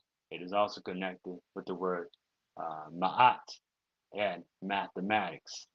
And all these words, it's connected to the divine matrix in which we actually live in. What we live in is an intelligence that functions like a computer program. Okay. Now, before you start searching for any cables at the back of your head, anything like that, just understand that we're part of a collective consciousness in which we have access to. However, you have the ability to command the universe according to these ancient teachings just by speaking. So therefore, you must be careful what you are saying, because you will send a command out into the universe and you will start a program. It can be your subconscious, but as above, so below, as within, so without. So you have to be careful what you say, not only to yourself, but also what you say to others. So we live in is an intelligence that functions through mathematics, like a simulation. Mathematics was actually seen as one of the ways to learn the secrets of nature. Mathematics is necessary when it comes to biology, chemistry, and physics. One very necessary form of math is calculus, which is needed when it comes to engineering and science. And another important branch of mathematics is geometry. Sacred geometry can be found in classical art as a way to mimic nature. It is found throughout nature. And that's something eventually I want to do a presentation on. But by exploring divine patterns throughout the universe, we begin to understand the intelligence in which the universe operates. We cannot stress enough about the importance of the waters of creation as well. Earlier, I spoke about Neteru when I was answering the question, about Sister Gemini. However, we're talking about the water. So there's an aspect of Auset that deals with water, water representing the womb and the amniotic fluid. And it appears that there's a lot of deities that are connected with Auset. In fact, earlier, the question was posed about whether or not Auset or Oshun could be identified with Beyonce. And I'll say that Auset would have had the attributes of Oshun and Yamaya. Let me explain. Auset carried the sistrum, right? She dealt with caring and nurturing Yemaya. She was the mother of Haru. She helped raise Haru and so forth. Um, she also had a mirror like Oshun. The mirror was very important because her being the oracle, or representing the oracle, and also representing water in that sense. Whenever you go out into nature and you wanted to get a look at yourself, you look at water. But she also indicates that the wisdom is within you. So when you ask for the mysteries and she holds a mirror, when she holds a mirror to you, she is telling you indirectly and directly that the mysteries and the secrets are within you. You have to look within yourself, hence know thyself, right? So we have these variations of the deity throughout Africa and throughout the various forms of literature. All the Netru, aka gods and goddesses, if you would like to call them that, are expressions of the one. But this concept of oneness encompasses allness, not just a lone deity that is insecure about competing with other deities. No, that's not the way the Commission's necessarily looked at it, okay? Now, as far as the one becoming the many, there's the work we're familiar with Dr. Gabriel Oyembo when he takes it back to the hydrogen atom, where he explains that all the other elements are derivatives of hydrogen. In the Memphite theology, it talks about the 8 primordial deities, right? And they coalesce into Ptah. Another thing about Ptah, though, is that Ptah is the blacksmith, but he also has his consort, Sekhmet. Without Sekhmet, Ptah's not able to forge any of these tools to shape anything.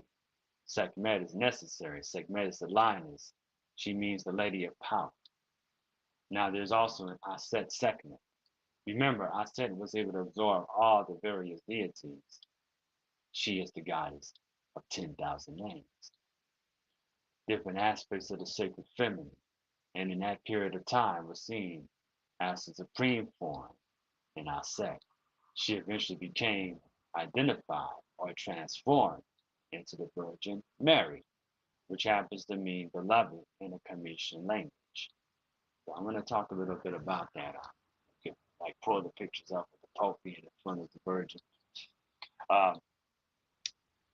We could see that in the Catholic Church, even though, right, they openly deny this, still has a connection with the mother, where Mary is even referred to as the Mother of God, aka the Theotokos. They're depictions of the Pope literally paying homage to the image of the Black Mother, aka the Black Virgin Mary. You see that her worship is also throughout Europe, including Russia. Then you go to southern France and Notre Dame, right? Place of Our Lady. And you see where they have various churches or shrines of the Black Madonna. The holiest shrine in Poland is the Jasnagora Monastery, which is their shrine of the Black Madonna. She is called Our Lady of Czestochowa. It is also said that this shrine has miraculous powers. This is said to be what is recognized by the church and approved and proclaimed by Pope Clement, Pope Pius, Pope John Paul II. You will see pictures of the Pope bowing his head in prayer in front of the Black Virgin.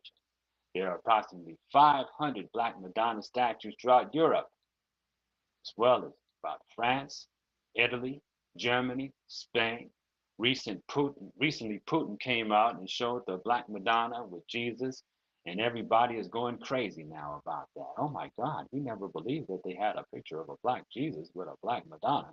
But here you go, Putin is showing it in Russia. We ain't getting rid of those pictures. They're in your face, all right? So you'll also see that the Black Madonna is found throughout South America and parts of the Philippines. So the Black Mother is still being paid homage to. No matter where you go, there's a depiction of it. You can't get away from her. There's also, among the gypsies, Santas Marias de la Mar. She is known as Sarah the Black. In fact, many of these variations of the Black Madonna has been approved by the Catholic Church due to the fact that miracles take place where these Black Madonnas are at. So they got to take credit for that power when the power is coming from the mother, who is still this incarnation of the energies of Auset. Auset teaches us a valuable lesson. She deals with care. She brings forth care. When something is not cared for, it withers away and dies. In order to save this planet, we tap into the sacred intuitive aspects of the Divine Mother. This is our only hope, to bring balance of love, caring, and compassion. And all these things have to be brought forth like you would nourish children. We have to bring the nourishment and nurturing back to this planet. And we have to restore collective memory. It is Auset that goes around collecting the pieces of our brother Auset, who was murdered by Set. She picks up these pieces. Eventually, she brings them back together, where Anubis assists her in wrapping the body up. Remember, Anubis was born from the trickery of Nebuchadnezzar, deceiving Asar by getting him drunk. And therefore, they lay together and gave birth to Anpu, or Anubis, who was the jackal-headed one, who would be the god of souls through the oasis through the desert. So, by her taking Anpu as her own and continuing to raise him, despite what took place, it pays off in the end because she showed compassion and forgiveness. As we awaken to the God within us, we understand that there is growth towards the immortality aspect. In other words, we have forgotten the whole idea of the penis being swallowed by the catfish, showing the castration of the man during the age of Pisces. All that.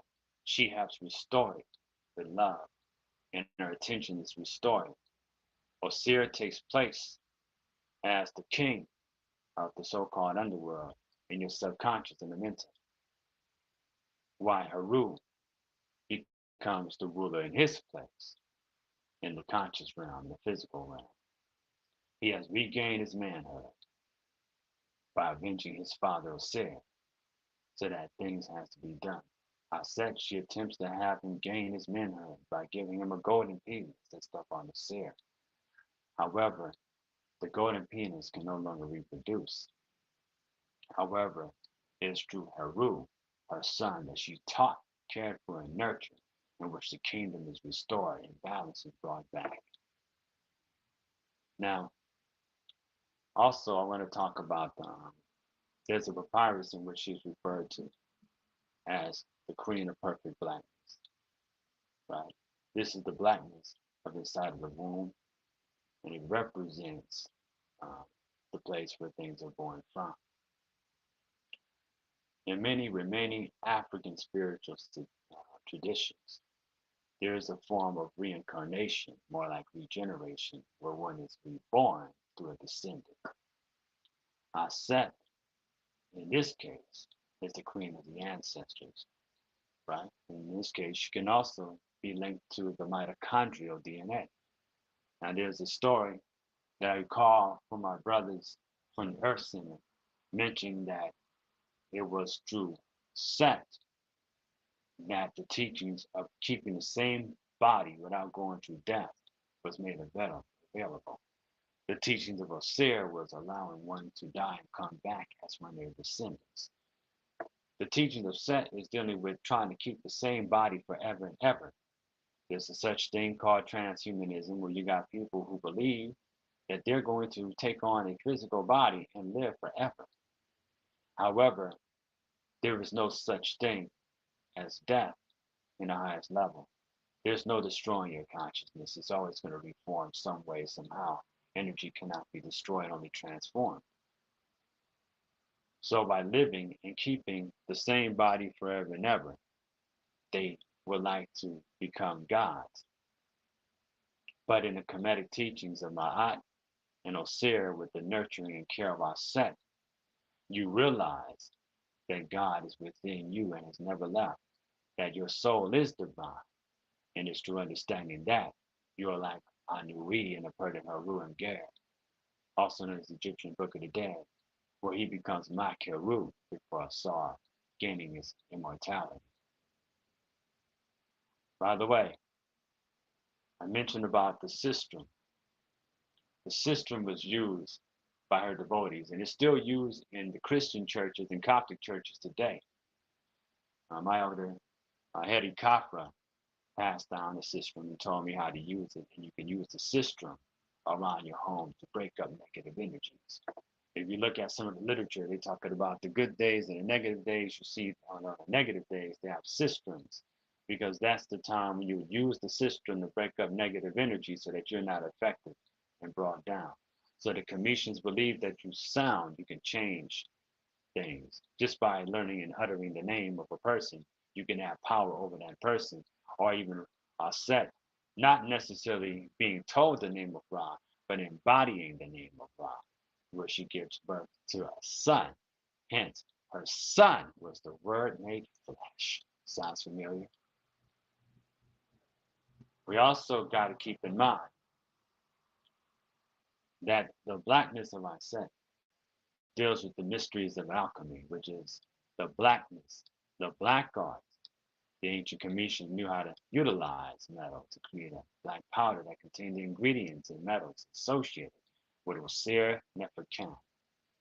Of course, that's connected to the suit of the Nile that advises and give fertilization to the soil. Osir Neferkam is also known as Osiris of perfect blackness. She speaks about it in a text called The World of Secrets, where she learned the secrets of creation for Hermes, who initiated her into what is called the Black Rite, connecting one to the net Kemetic, who is also another form of Amun. Earlier, I talked about her connecting with the angel Amenel, being connected to Amenuel. That Amenel is none other than Amun-Ra. So we see that there's variations that still continue to exist to this day. Auset explained to her son Haru, that's the version of the world. She says, the soul, my son, are evolved with nature, as much as we all come from one place, and that one place where the Maker has fashioned it. She says that they are neither male nor female, but a difference of sex arises in bodies, not in incorporeal beings. So the battle of the sexes and all that is part of the illusion. However, when we dealt with ancient Kemet, they always have the balance. See, you're not doing anything without the divine mother. You're not resurrecting from the dead without Auset. And like the brother mentioned earlier, she was needed no matter what, how powerful Set was. It was through the advice and the guidance of his mother that he was able to overcome Set eventually, with the help of his mother as well as the help of Tahuti, where in court he was able to prove that he was the legitimate ruler and that Set was a liar. So as I said, who also deals with the actual physical throne of her firstborn son, Haru. She nurtures him and transfers her essence into him as Ra was transferred into her. That was the very essence of Ra coming forth in another form. Haru embodied both Osir as well as Ra from being born to his mother. But the genetics of Osir, which gave birth to Haru. Now here's the thing, some people talk about her being born of a virgin, or Haru being born of a virgin. I want to talk about something because there's also depictions where she transformed herself into a swallow and mounted Osir and extracted seed from him and became pregnant that way. However, she did not have human form. She had took a different form. So in that way, you might could say humanly or anthropomorphically, she remained a virgin. She also, in later periods, represented the lunar aspect of the moon that has an influence in the tide, hence emotion and energy and motion, and the fact that you can utilize this energy to transmit emotion into intuition. Once emotion has been transmuted, it becomes divine intuition, my sisters, which is why the son or the daughter can never hide anything from their mother because of the connection that she has to her children. She automatically knows. And we all have a connection to our divine mother, Auset. There's nothing we can hide from her because she knows. In fact, she is all knowing. And it was completed, the knowledge that Ra transferred to her. We have extracted knowledge from our so-called subconscious, that is our mental. They are mental within yourself in the underworld. This is the divine blackness. We have to pull it up. We have to get into the dark night consciousness and bring that which is within out. The subconscious has been controlling those who do not understand that it's important to be mindful and go within yourself and repair the fragmented parts of yourself so that you do not be triggered and act other than yourself. A lot of people are still on autopilot, therefore anything they do goes for them, right? They go into a frenzy and they destroy themselves and everybody around them because they can't think, because they have let that fragmented part of them take over from their childhood, from their traumas and their abuse. It's all about connecting and bringing apart that wholeness, going into the subconscious, going into trance, which is connected to our set, going into trance, connected to divine memory, is how you visualize yourself going back to those times, hugging the child who was abused and traumatized and saying it's going to be okay. Because you see, you got to make love to the divine feminine or the divine masculine within yourself. You got to bring these things together. And when they birth the child, you have to embrace the child, or you have to remember your internal child. Heal that child by showing that child love. Awaken the Auset nature within you. So we'll take questions. If anybody got some questions, I'll gladly answer.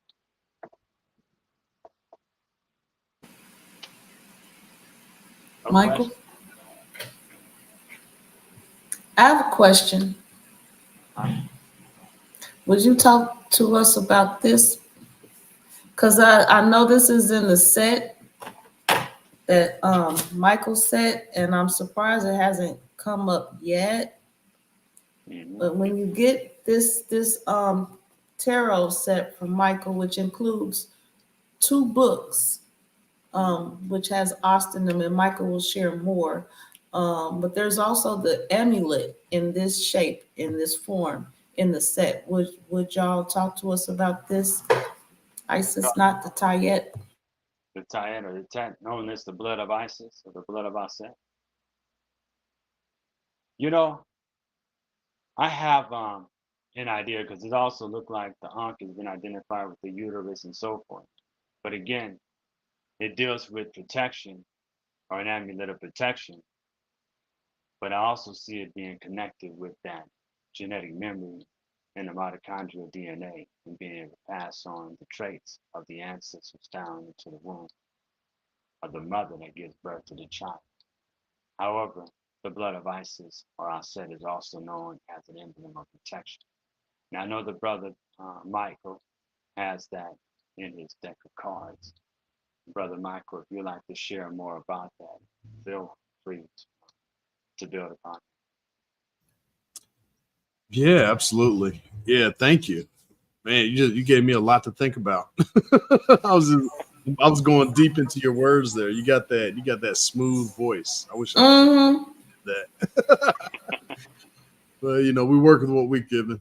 Yeah, the knot of Isis or Night of Aset, knot of Aset, or sometimes called the girdle of Aset. Basically, it's a magical amulet, right? magical amulet. It basically, you know, as Brother Khepra mentioned, it's you know, for protection. It provides protection. They used it as a symbol of you know, fortune or good luck. And also, I don't know, one of the interesting things about it. Well, it's actually mentioned in different versions of the Book of Coming Forth by Day or the Book of the Dead. It's actually mentioned in some of those how to create one, what it's used for, you know, how it protects you. But they also have like a spell. So I guess for anyone that isn't familiar with it, the Book of Coming Forth by Day is really, it's a guidebook for navigating the afterlife. So it's like a book that they would create for you, that you would have custom created for you. So kind of like your own personal Bible, where you get to pick and choose which books you want included in it, which chapters you want included, and then they personalized it for you by putting your name in it. And it contained a lot of, but it's the only book you would ever get that you wouldn't read while you were alive. You read it after you passed on, as you began your journey into the afterlife. That's when you actually broke it out and started reading the spells of protection. And that's what it contained, spells. It contained a lot of spells to help you navigate, you know, the path to the Aru, you know, to the fields of Asur, right? And it really, one of the spells that they have in there, right, is a spell to recharge the amulet's power.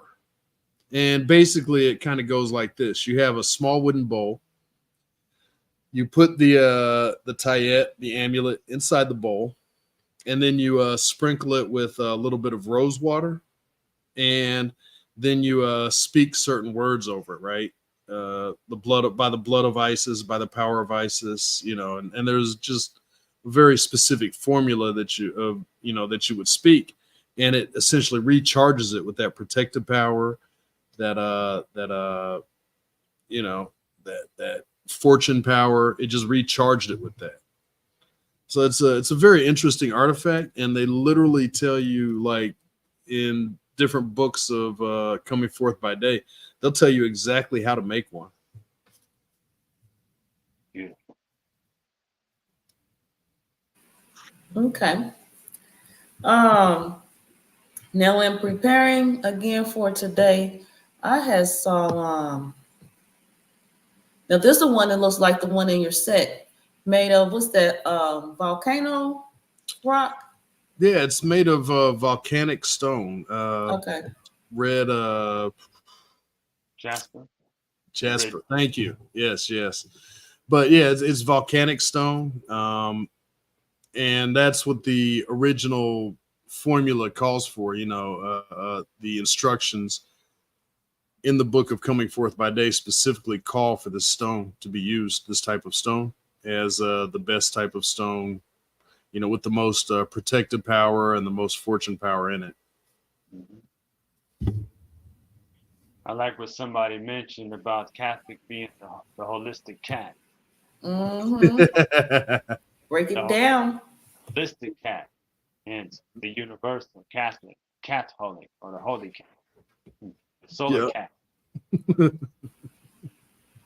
Yeah, and then also with the tayet, which I found out today. I mean, it's not foreign to me, but this is the clothing, how it's tied. That's called the tayet. Tayet tie, tayet knot. Yep. And then me today getting ready, and I was like, let me get, where's the thing at? I was like, let me get my tayet knot together. I got my keep it tight.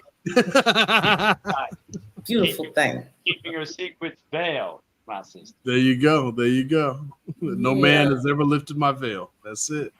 Gotta keep those secrets. Keeping those secrets veiled. Tie it. Gotta tie it. Gotta tie it tight. Y'all know, don't get me started. So also, right quick, for those that want to need to know, the museum in Liverpool has the Tayet. Right now, it shows that it's not currently on display. Up, did I hear something? Who said who wants who talking? What we said? What I missed? Somebody got some information on this? No. 1550 BC to 664 BC, currently not on display at the museum. You know, somebody said something to me yesterday. Was what's something that seems like it's British but it's not? And yeah, I seen that. Yeah. The contents of the British Museum. That's right. They said this collection type is religion, culture, New Kingdom, third intermediate period. Place collected Africa, Northern Africa, Egypt in 1934 of paint, plaster, and wood. I'm surprised it lasted that long. I mean, just paint, plaster, wood. It's surprising it lasted that long. Mm-hmm. I mean, that honestly, that was probably one that was owned by a poor family that couldn't afford stone. Okay. They had ingenious ways of preserving things. Yeah. Yeah. Okay. Other question. Khepra, in your presentation, you have these images like this one. There was the three. And in the middle is this three-headed dog. Cerberus. Yeah. Gross. And what I didn't realize was, Khepra, you want to share on this before I go into my question and my sharing about it myself? But Cerberus was definitely a guardian. So you're seeing that the three heads also connected to three. Dealing with the mysteries. Now, as far as I'm concerned, I don't know. I don't even know if I meant to even put that image in there because I never really built that much on Cerberus. But I will tell you though that the number 3 is connected to a lot of gatekeepers or even Hermes Trismegistus. So that's connected with the ability to keep something secret. And Cerberus, if my memory serves me correctly, was dealing with guarding a secret of some sort. So now, as far as a lot of Greek mythology, we know that Greek mythology is Cometian teachings that have been stood on their head. So if you look deeper into a lot of your Greek mythologies, you'll see where they sound similar. Okay, now there's Cerberus, and there's also, he's next to Serapis. So therefore, he's guarding the secret of Serapis in this case. Serapis next to Auset. Serapis next to Isis in this case. Serapis, the secret that I see is that Serapis was the created deity that eventually became what you know as Jesus. Jesus has been the one that we've been, seeing, but they took the combination of the bull in the form of Hapi and a Sar. So they had a Sar Hapi and brought it together in the form of Serapis, and they've been using this image. There is, and some been trying to say it's a forgery, but there is a passage in one of the texts that I read that talked about how the first Christians worshiped Serapis. So Serapis has a lot of same attributes of Christ, and also Serapis is the one who frees souls and saves them or frees them from hell and offers them eternal life. So we got the law, okay? The Sorcerer's Stone. There we go. Yeah, from the Harry Potter movie. Well, let's look at the Sorcerer's Stone a minute. In alchemy, you're dealing with what was called the Philosopher's Stone. It is believed that once you have developed, right, and created the Philosopher's Stone through your transmutations and your experiments in the laboratory, the Philosopher's Stone is said to be like a reddish object or a red stone object, and you can utilize this by turning it into powder and turning anything that you touch into gold. Now, some will say it's metaphorical, and some will say that there's literal. I have heard rumors of someone who is supposed to have created the Philosopher's Stone and was successful of it, but they've been keeping quiet about it. Brother is literal. One thing for sure, the secrets are guarded by those who are not sincere, are not serious. Therefore, they will never have access to the secrets if they're not sincerely searching for the secrets. Being able to overcome severance and get to the mysteries has a lot to do with being able to defeat severance, probably similar to solving the riddles of the Sphinx. Well, I'm speculating. well, one of the really interesting things about just one of the big differences, I guess, between like the ancient Greeks and Romans and the ancient Kemetic civilization was in the storytelling, right?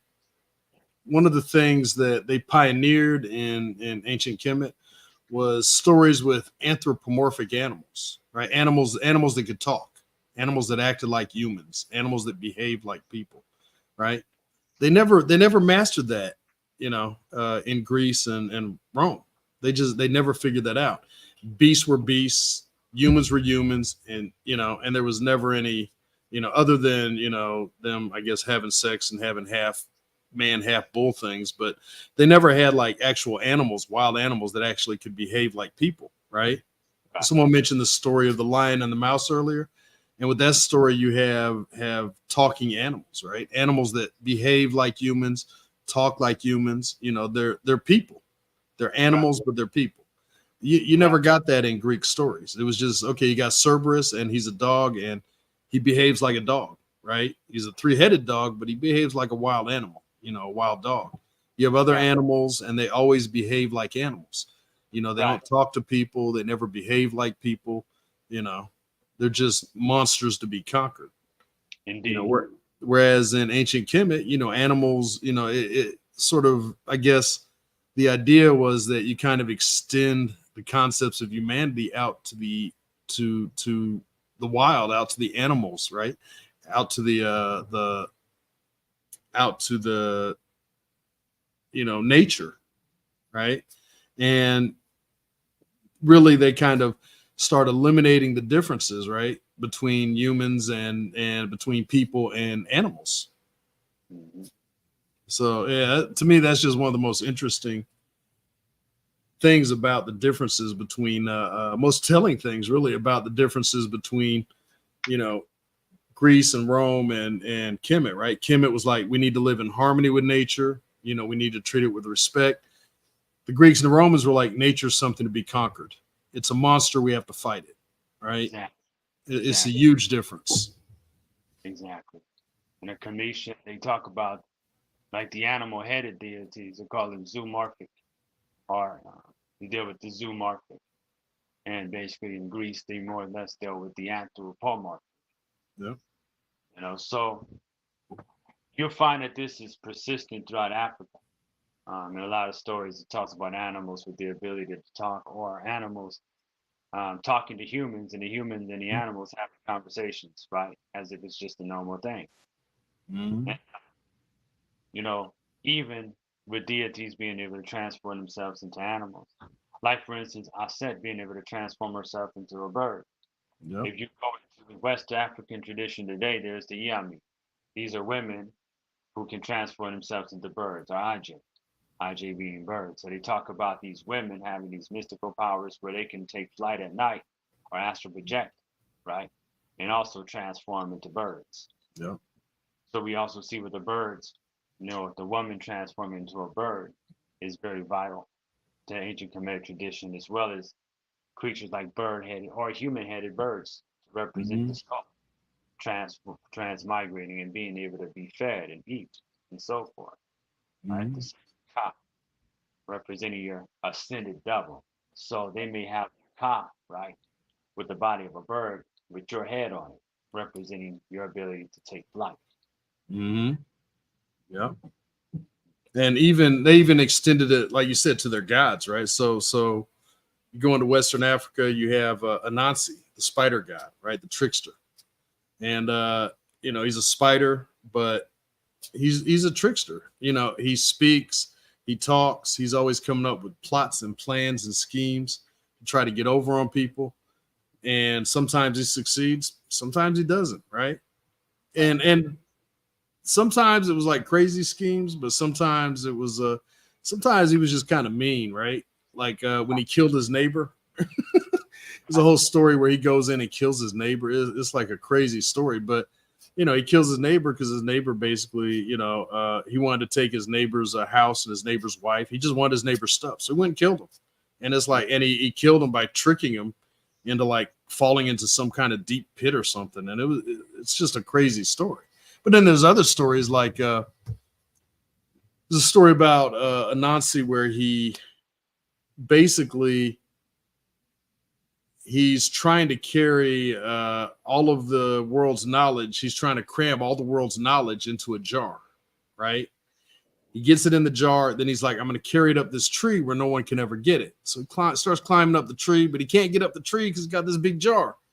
So then Anansi's son comes along and says, well, why don't you, you know, just like strap the jar to your back and climb up the tree? Anansi's like, no, I'm not going to do that. What do you leave me alone? So he keeps trying to climb up the tree, carrying the jar, and then he drops it and it breaks. And all the world's knowledge, all the world's stories float out across the world, right? So now everyone has access to it. And Anansi gets mad and goes and beats his son with a stick. It's the craziest story, but it's just, you know. Indeed. I mean, we see Anansi being the trickster, being the spider, and Obatala. We see that Obatala represents the spider as well, right? You know, so Obatala has a lot to do with it. He's called the chief of the white flock. Now, Obatala is an elder. He can have a sense of humor as well, but he also deals with patience. We also speak about the loom. Now, right there, that's the God, right? That's the what? That's the sacred stool. That represents the sacred stool, or it represents a sacred stool of office. Remember, Auset means throne. Yes. So, in order for the king to have any type of position, he had to first be able to have the throne, which is Auset. Auset is the throne. So the power comes from the king through the mother. It is the mother, or the queen mother, is selected. And therefore, the king is simply being a custodianship of what belongs to the mother. And we just see a dynamic to that, which is in the Yoruba tradition, where the women are the keepers of the crown. The sacred are the ones who pass the crown on to the Oba or the Alafin, whoever is being crowned, right? He is just borrowing. It's the shape from these women that are the power of the feminine power that the king is utilizing to keep it. Okay, so and there's a lot of so one of the so they used to draw the ancient you know, Neteru in different forms, right? You see them in different styles, right? They would have different styles of head coverings. They would have different styles of clothing. They just drew them in different styles, right? For different occasions. One of the ways that they used to draw a set was they would put a throne on her head, like a big seat, a throne on her head as a head covering, right? Basically that symbolized her position as the throne, the seat of power. Facts. Right. So to Brother Khepra's point, you know, Aset is the personification of the power behind the throne. She is literally the throne where the king derives his power from. Without the throne, there is no king. Facts. Even if you look there, you go, right there. That image right there. That thing on her head right there, that is the throne. Facts. And even when you look at the hieroglyphic makeup of her name, as well as the name of Osiris or Osir, in order for both names to exist, they have to have the ast, the seat, the throne. Yeah. See? So, you know, there's Aset. Her name is spelled with the throne. Then there's the loaf of bread representing the nurturing aspect, and there's the egg.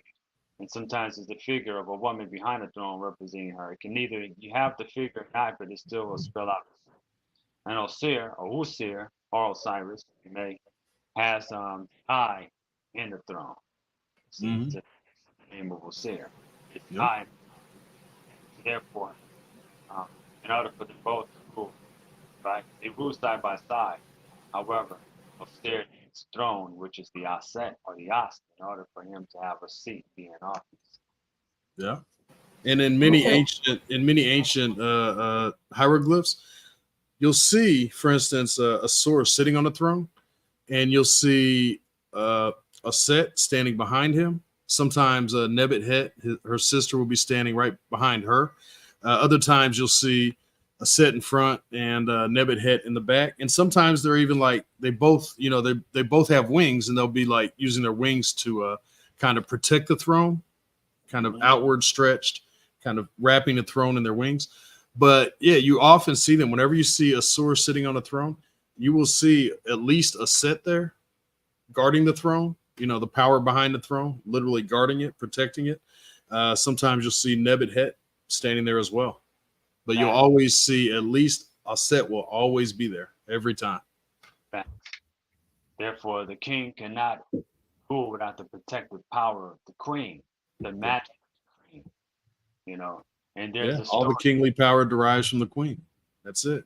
You can't be a king without a queen to give you that power to protect your throne.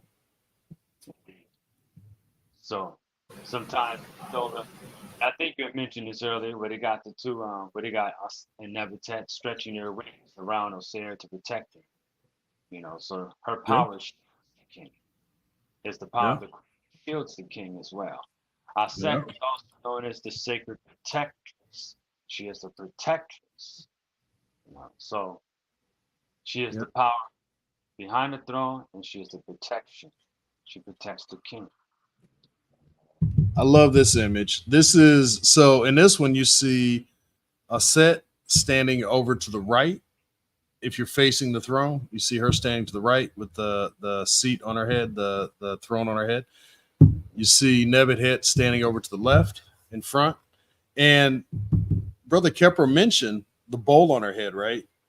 Which you actually have there. You have a house, that white rectangle. That's actually a house. That's what the ancient houses look like. And on top of that, you have the bowl. And the bowl contains grain. It contains food. The Europeans took it, kind of turned it sideways and turned it into a horn, and they call it the cornucopia, right? It's literally like an endless bounty of food. But yeah, you see here, they're protecting Asur. They're standing behind him. And in front, the four little figures you see in front, those are the sons of Heru. Those are Asur's grandchildren, right? And they're standing on the lotus in front of the throne.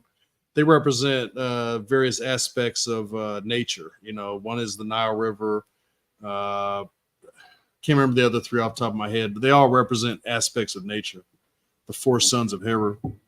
Indeed. If you keep that image up too, you look at Nebutet, meaning the lady of the house, and Auset is the seat. So they keep the stability going just with their names. Nebutet being a lady of the house, Auset being a seat. The four sons of Heru extending from the Sesheni or the lotus. You have Hapi, right? He's connected to the lungs. You have Tuamutef, who's connected to the stomach. You have Kepsin, who is connected to the small intestine. And you have Amseti connected to the liver, right? These are the sacred organs that go in the canopic jars. And they also represent the four sacred angles and the pillars of heaven. Hence the Mesu Heru, are the four sons of Heru.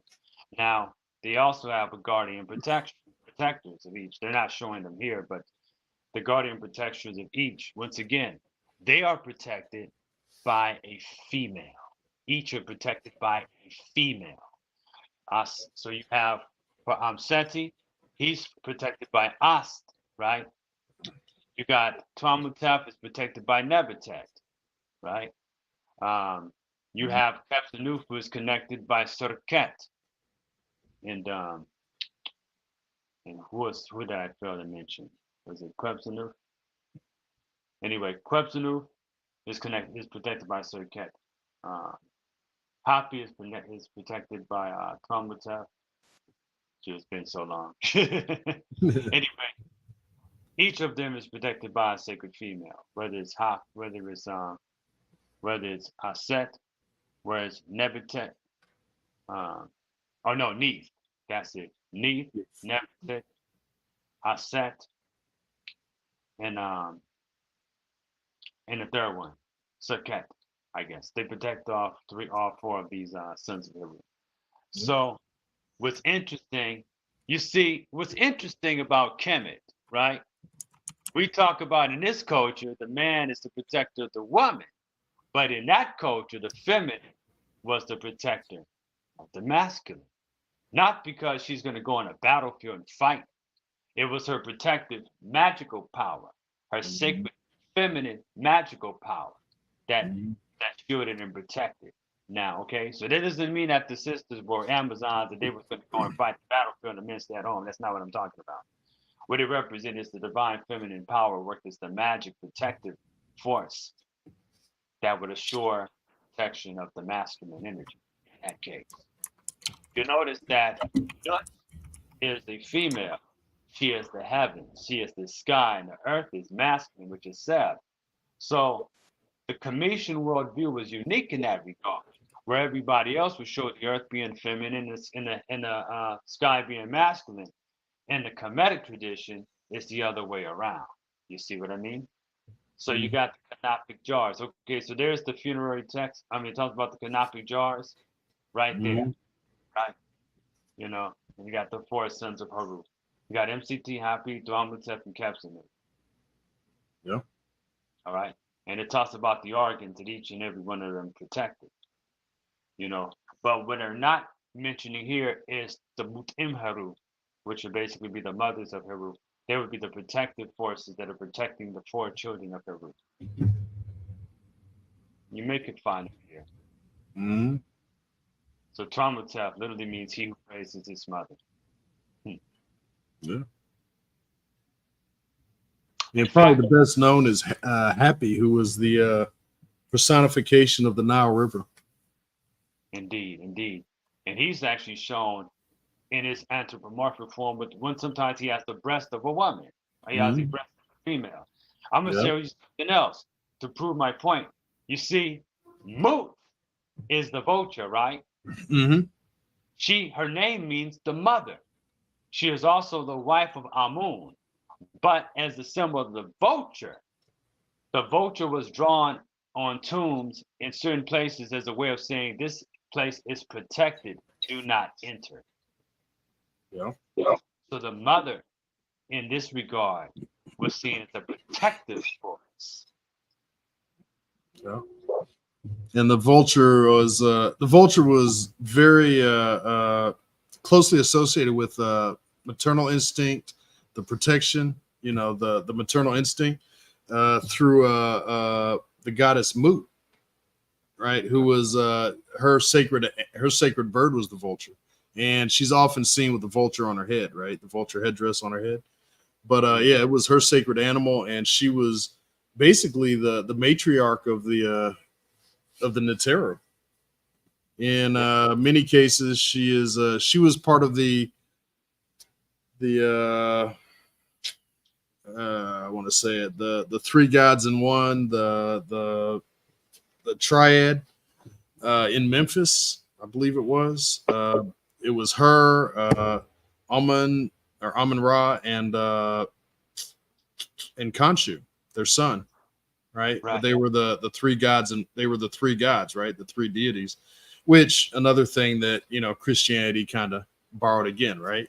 Father, Son, Holy Ghost. But here you have mother, father, and son.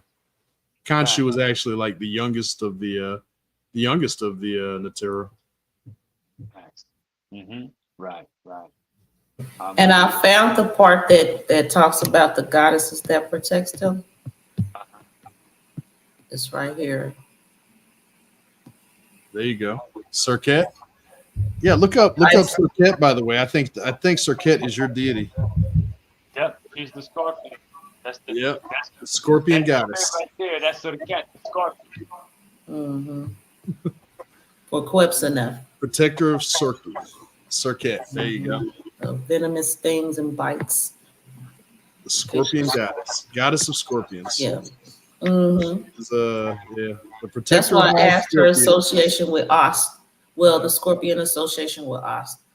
Yeah. And then the association with the AST front on astrology. Yeah.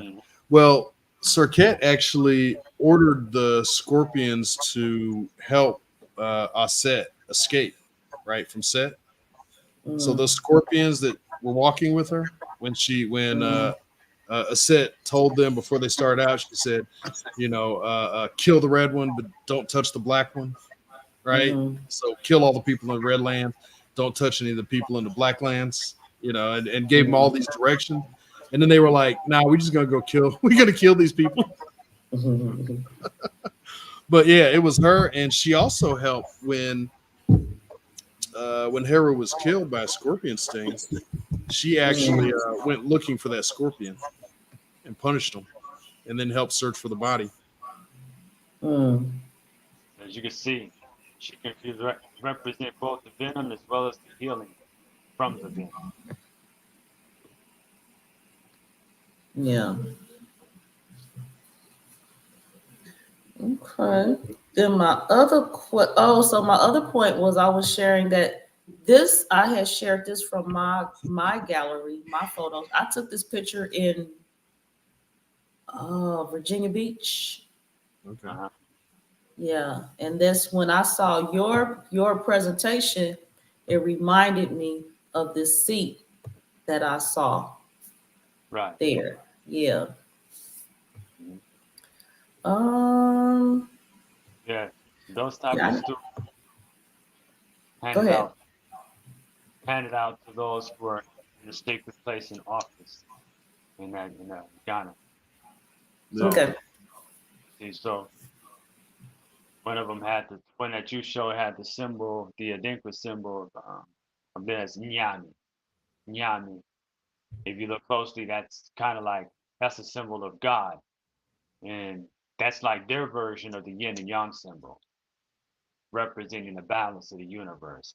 A symbol of Nyami. Okay. And then you had one last picture in your presentation, which we done talked about the stars and astronomy, the AST on astrology, astronomy, et cetera, et cetera. Would you talk to us about this image here? Okay, so yes, so this is showing how Isis is connected to Canis Major. Auset is connected to Canis Major because her sacred star is the star known as Septet. So you might consider that Septet is identified with Auset.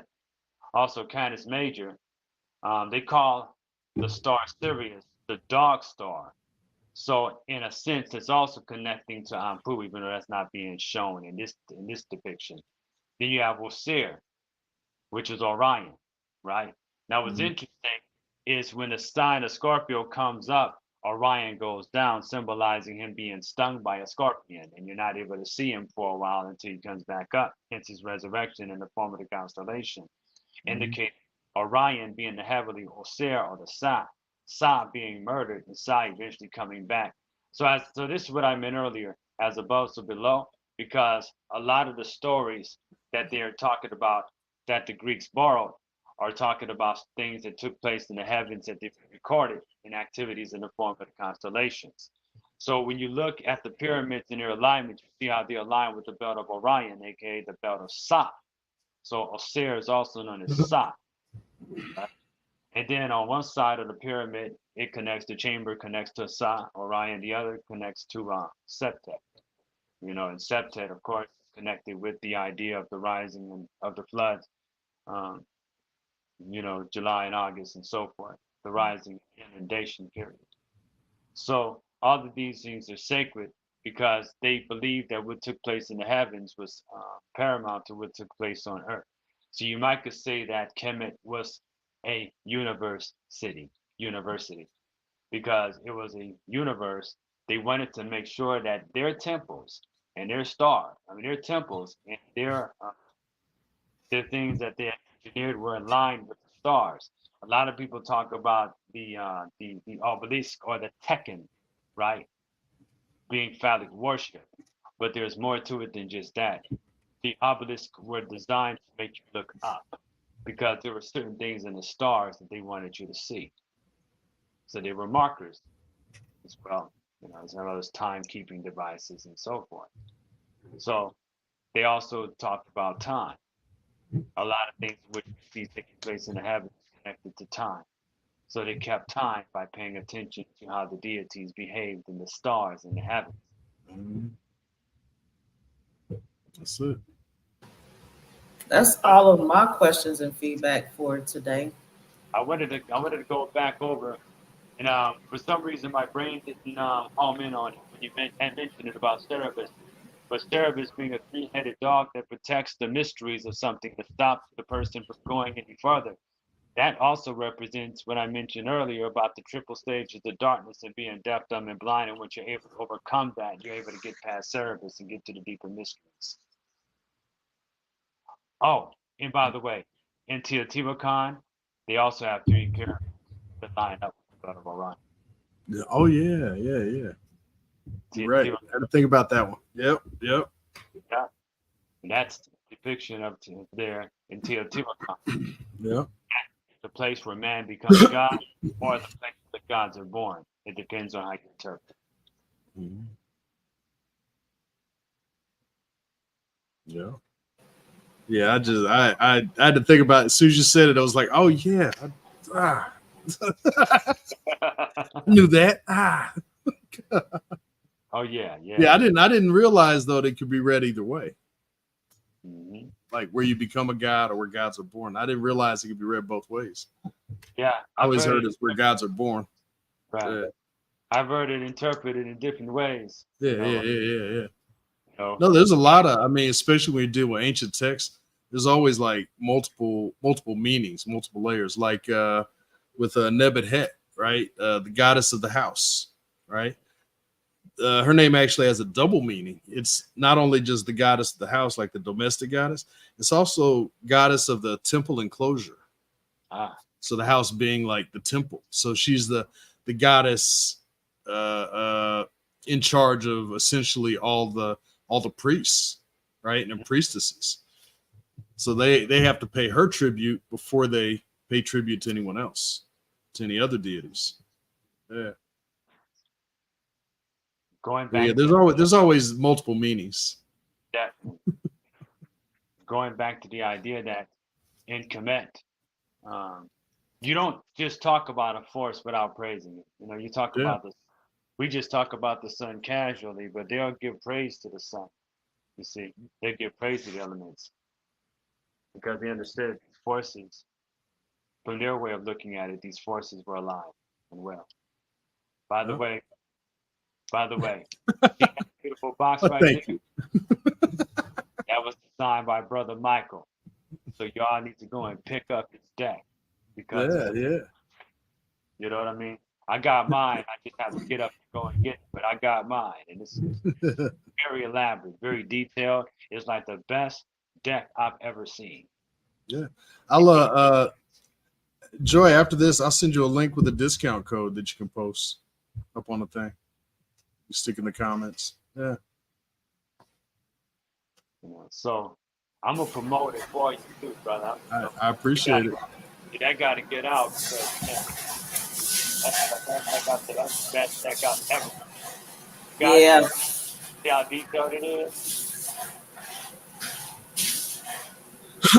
Yeah, there's a lot of details in it. Like if you lay the cards out in order, because they're all numbered, right? 1, 2, 3. If you lay them out in order on the front side, the face up, they actually spell out a couple of chapters from the Book of Coming Forth by Day in hieroglyphs. Right. A lot of details. A lot of details in it. I forgot that part. Yeah. I put a lot of details into it because when I was looking at those things, when I was looking at like these Egyptian tarot cards out there, they're just throwing random hieroglyphs because this looks good, this looks cool. Right. There's no meaning. So I was like, we need to actually put some meaning into it. So everything in there is done with there's nothing on there that doesn't have some kind of meaning to it. That's kind of how I put it together when I started out. I said everything in here has to mean something. If I saw some, oh, this would look really good, yeah, but it doesn't mean nothing, it's got to go. How Yeah, long the did it take one- you to develop? Oh, my bad. What was that? Go ahead. In the description is the video to part 1, where people can hear more details of what you shared with us, Michael, which was seemed like everything. And there's also a link for them to see the Q&A session that you had with us. Yeah. But go ahead, Khepra. Now, I was just asking all that detail and that care you put into it. I was wondering how long it took you to develop this this beautiful work of art. Once I had the ideas down, right? Because I mean, I had this idea that I wanted to do this because I saw an old tarot deck, Rider Waite Tarot, I think it was, and they were saying this is based on, and one of their claims is this is based on ancient Egyptian magic, right? Mm-hmm. That's one of the claims. When I was looking at it, I was like, there's hardly any Egyptian symbols on here. Yeah. And it really kind of made me mad. I'm like, there's hardly any Kemetic, no iconography, no symbolism, very little, right? I mean, the most Kemetic or Egyptian thing they had on there, they had the card with the 2 sphinxes on it, right? The black sphinx and the white sphinx, and they're being subjugated, right, by some dude, and I'm like, that's not a sphinx. The sphinx cannot be subjugated by man. It's not how it's written, right? That's not reality. Right. So, and by the way, it was just, those cards are just a mix of like all these different religions, right? There's a lot of, Judaism, Jewish iconography, Christian iconography, even some Buddhist stuff, whatever. And that's fine, if that's what you're looking for, but I'm like, you tell me it's based on Egyptian magic, Kemetic magic. There's no magic in it, right? It's just a bunch of random religious symbols. So once I had that idea, it was just kind of putting it together, and probably to lay it out and kind of design it took probably 2 or 3 months, and then it took me about 6 months to actually put it all together. Like I said, all these hieroglyphs around the border. You lay them side by side, they literally spell out passages from the Book of the Dead, entire chapters from the Book of Coming Forth by Day. So that was a very long process to get all that set up and properly formatted and kind of, but yeah, it took longer to put together than it did to sit down and figure it out. Nice. Okay.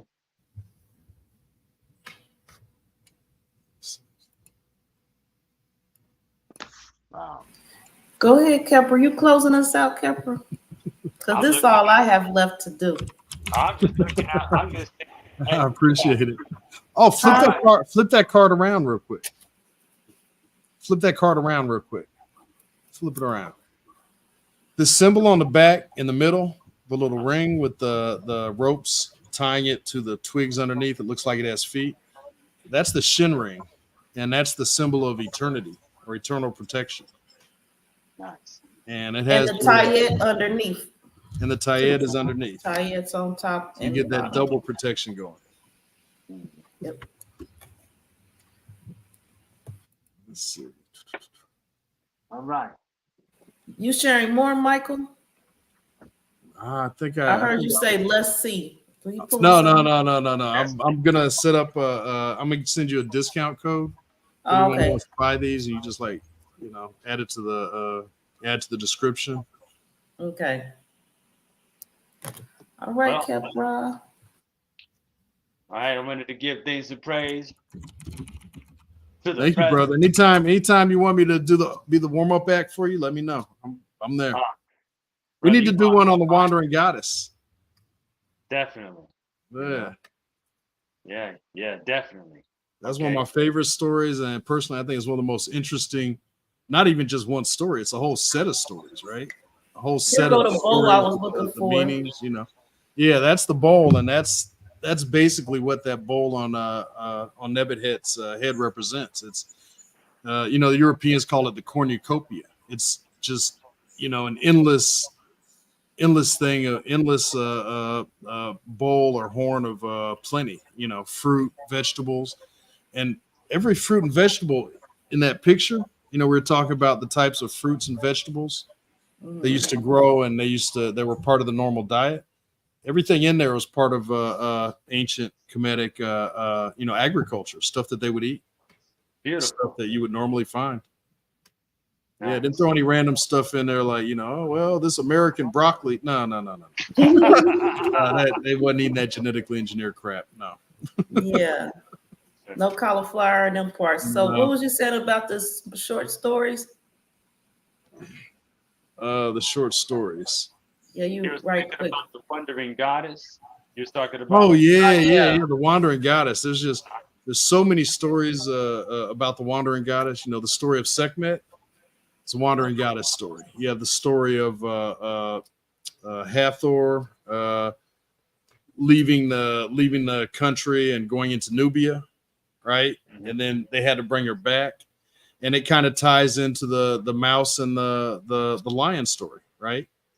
One of the common themes in the ancient Kemetic stories is you'd have someone who very powerful, very strong, very, just potentially dangerous, right? If you make them mad, they can take you out like that. And then you'd have someone much weaker who would basically tell them, look, just let me go, and you never know, I might be able to help you out later, right? Like the mouse and the lion, right? The lion can just kill the mouse like that, but the mouse says, you know what? I'm really, really weak, and just let me go this time, and I'll help you out later when you need help, right? Mm-hmm. And the wandering goddess has some of those stories kind of woven into it, right? When Tahuti went to retrieve Hathor when she left and went to Nubia. He went there and he was talking to her all the way back, right? Just like talking, and just making her mad. He's talking so much, right? Like, dude, shut up. Well, she's mad. She's like, why don't I just kill you? And he's like, oh, no. I'm really weak and you're super powerful and you don't want to hurt me because I might be able to help you out, So these what's the word I'm looking for? These motifs, right? These standard storytelling devices carry through all through Kemetic literature, right? Just over and over again, you see these same tales over and over again, these same themes, these same little stories, right? Stories within the stories. So yeah, we should do one on the wandering goddesses. It's just I love that it's a whole genre of stories, a whole class of stories. Okay, I'm with it. Sure. Yeah. Always down to pay homage to the gods. All right. So we're gonna go ahead and close out. Getting a little late for me. I got some things that I have to tend to as well. But yeah, it was beautiful. It's great. Yeah. We definitely I appreciate it. Again, I appreciate you, and I appreciate Joy for helping us out. And I'm gonna go ahead, close out real quick. Paying homage to Auset, Nichirak Aset, Anuk Aset, Nichirak Aset, Viditer Aset, Anuk Aset, Nichirak Aset, Viditer Aset, Anuk Aset. We give thanks and praise to the power of Auset. We give thanks and praise to the power of Auset. We give thanks and praise to Auset. Show us your face, Auset. We are the power of Auset. Collectively, we are Auset. Imputa winter. Atap. Atapu. Thanks for watching, everybody. See you next time. Peace.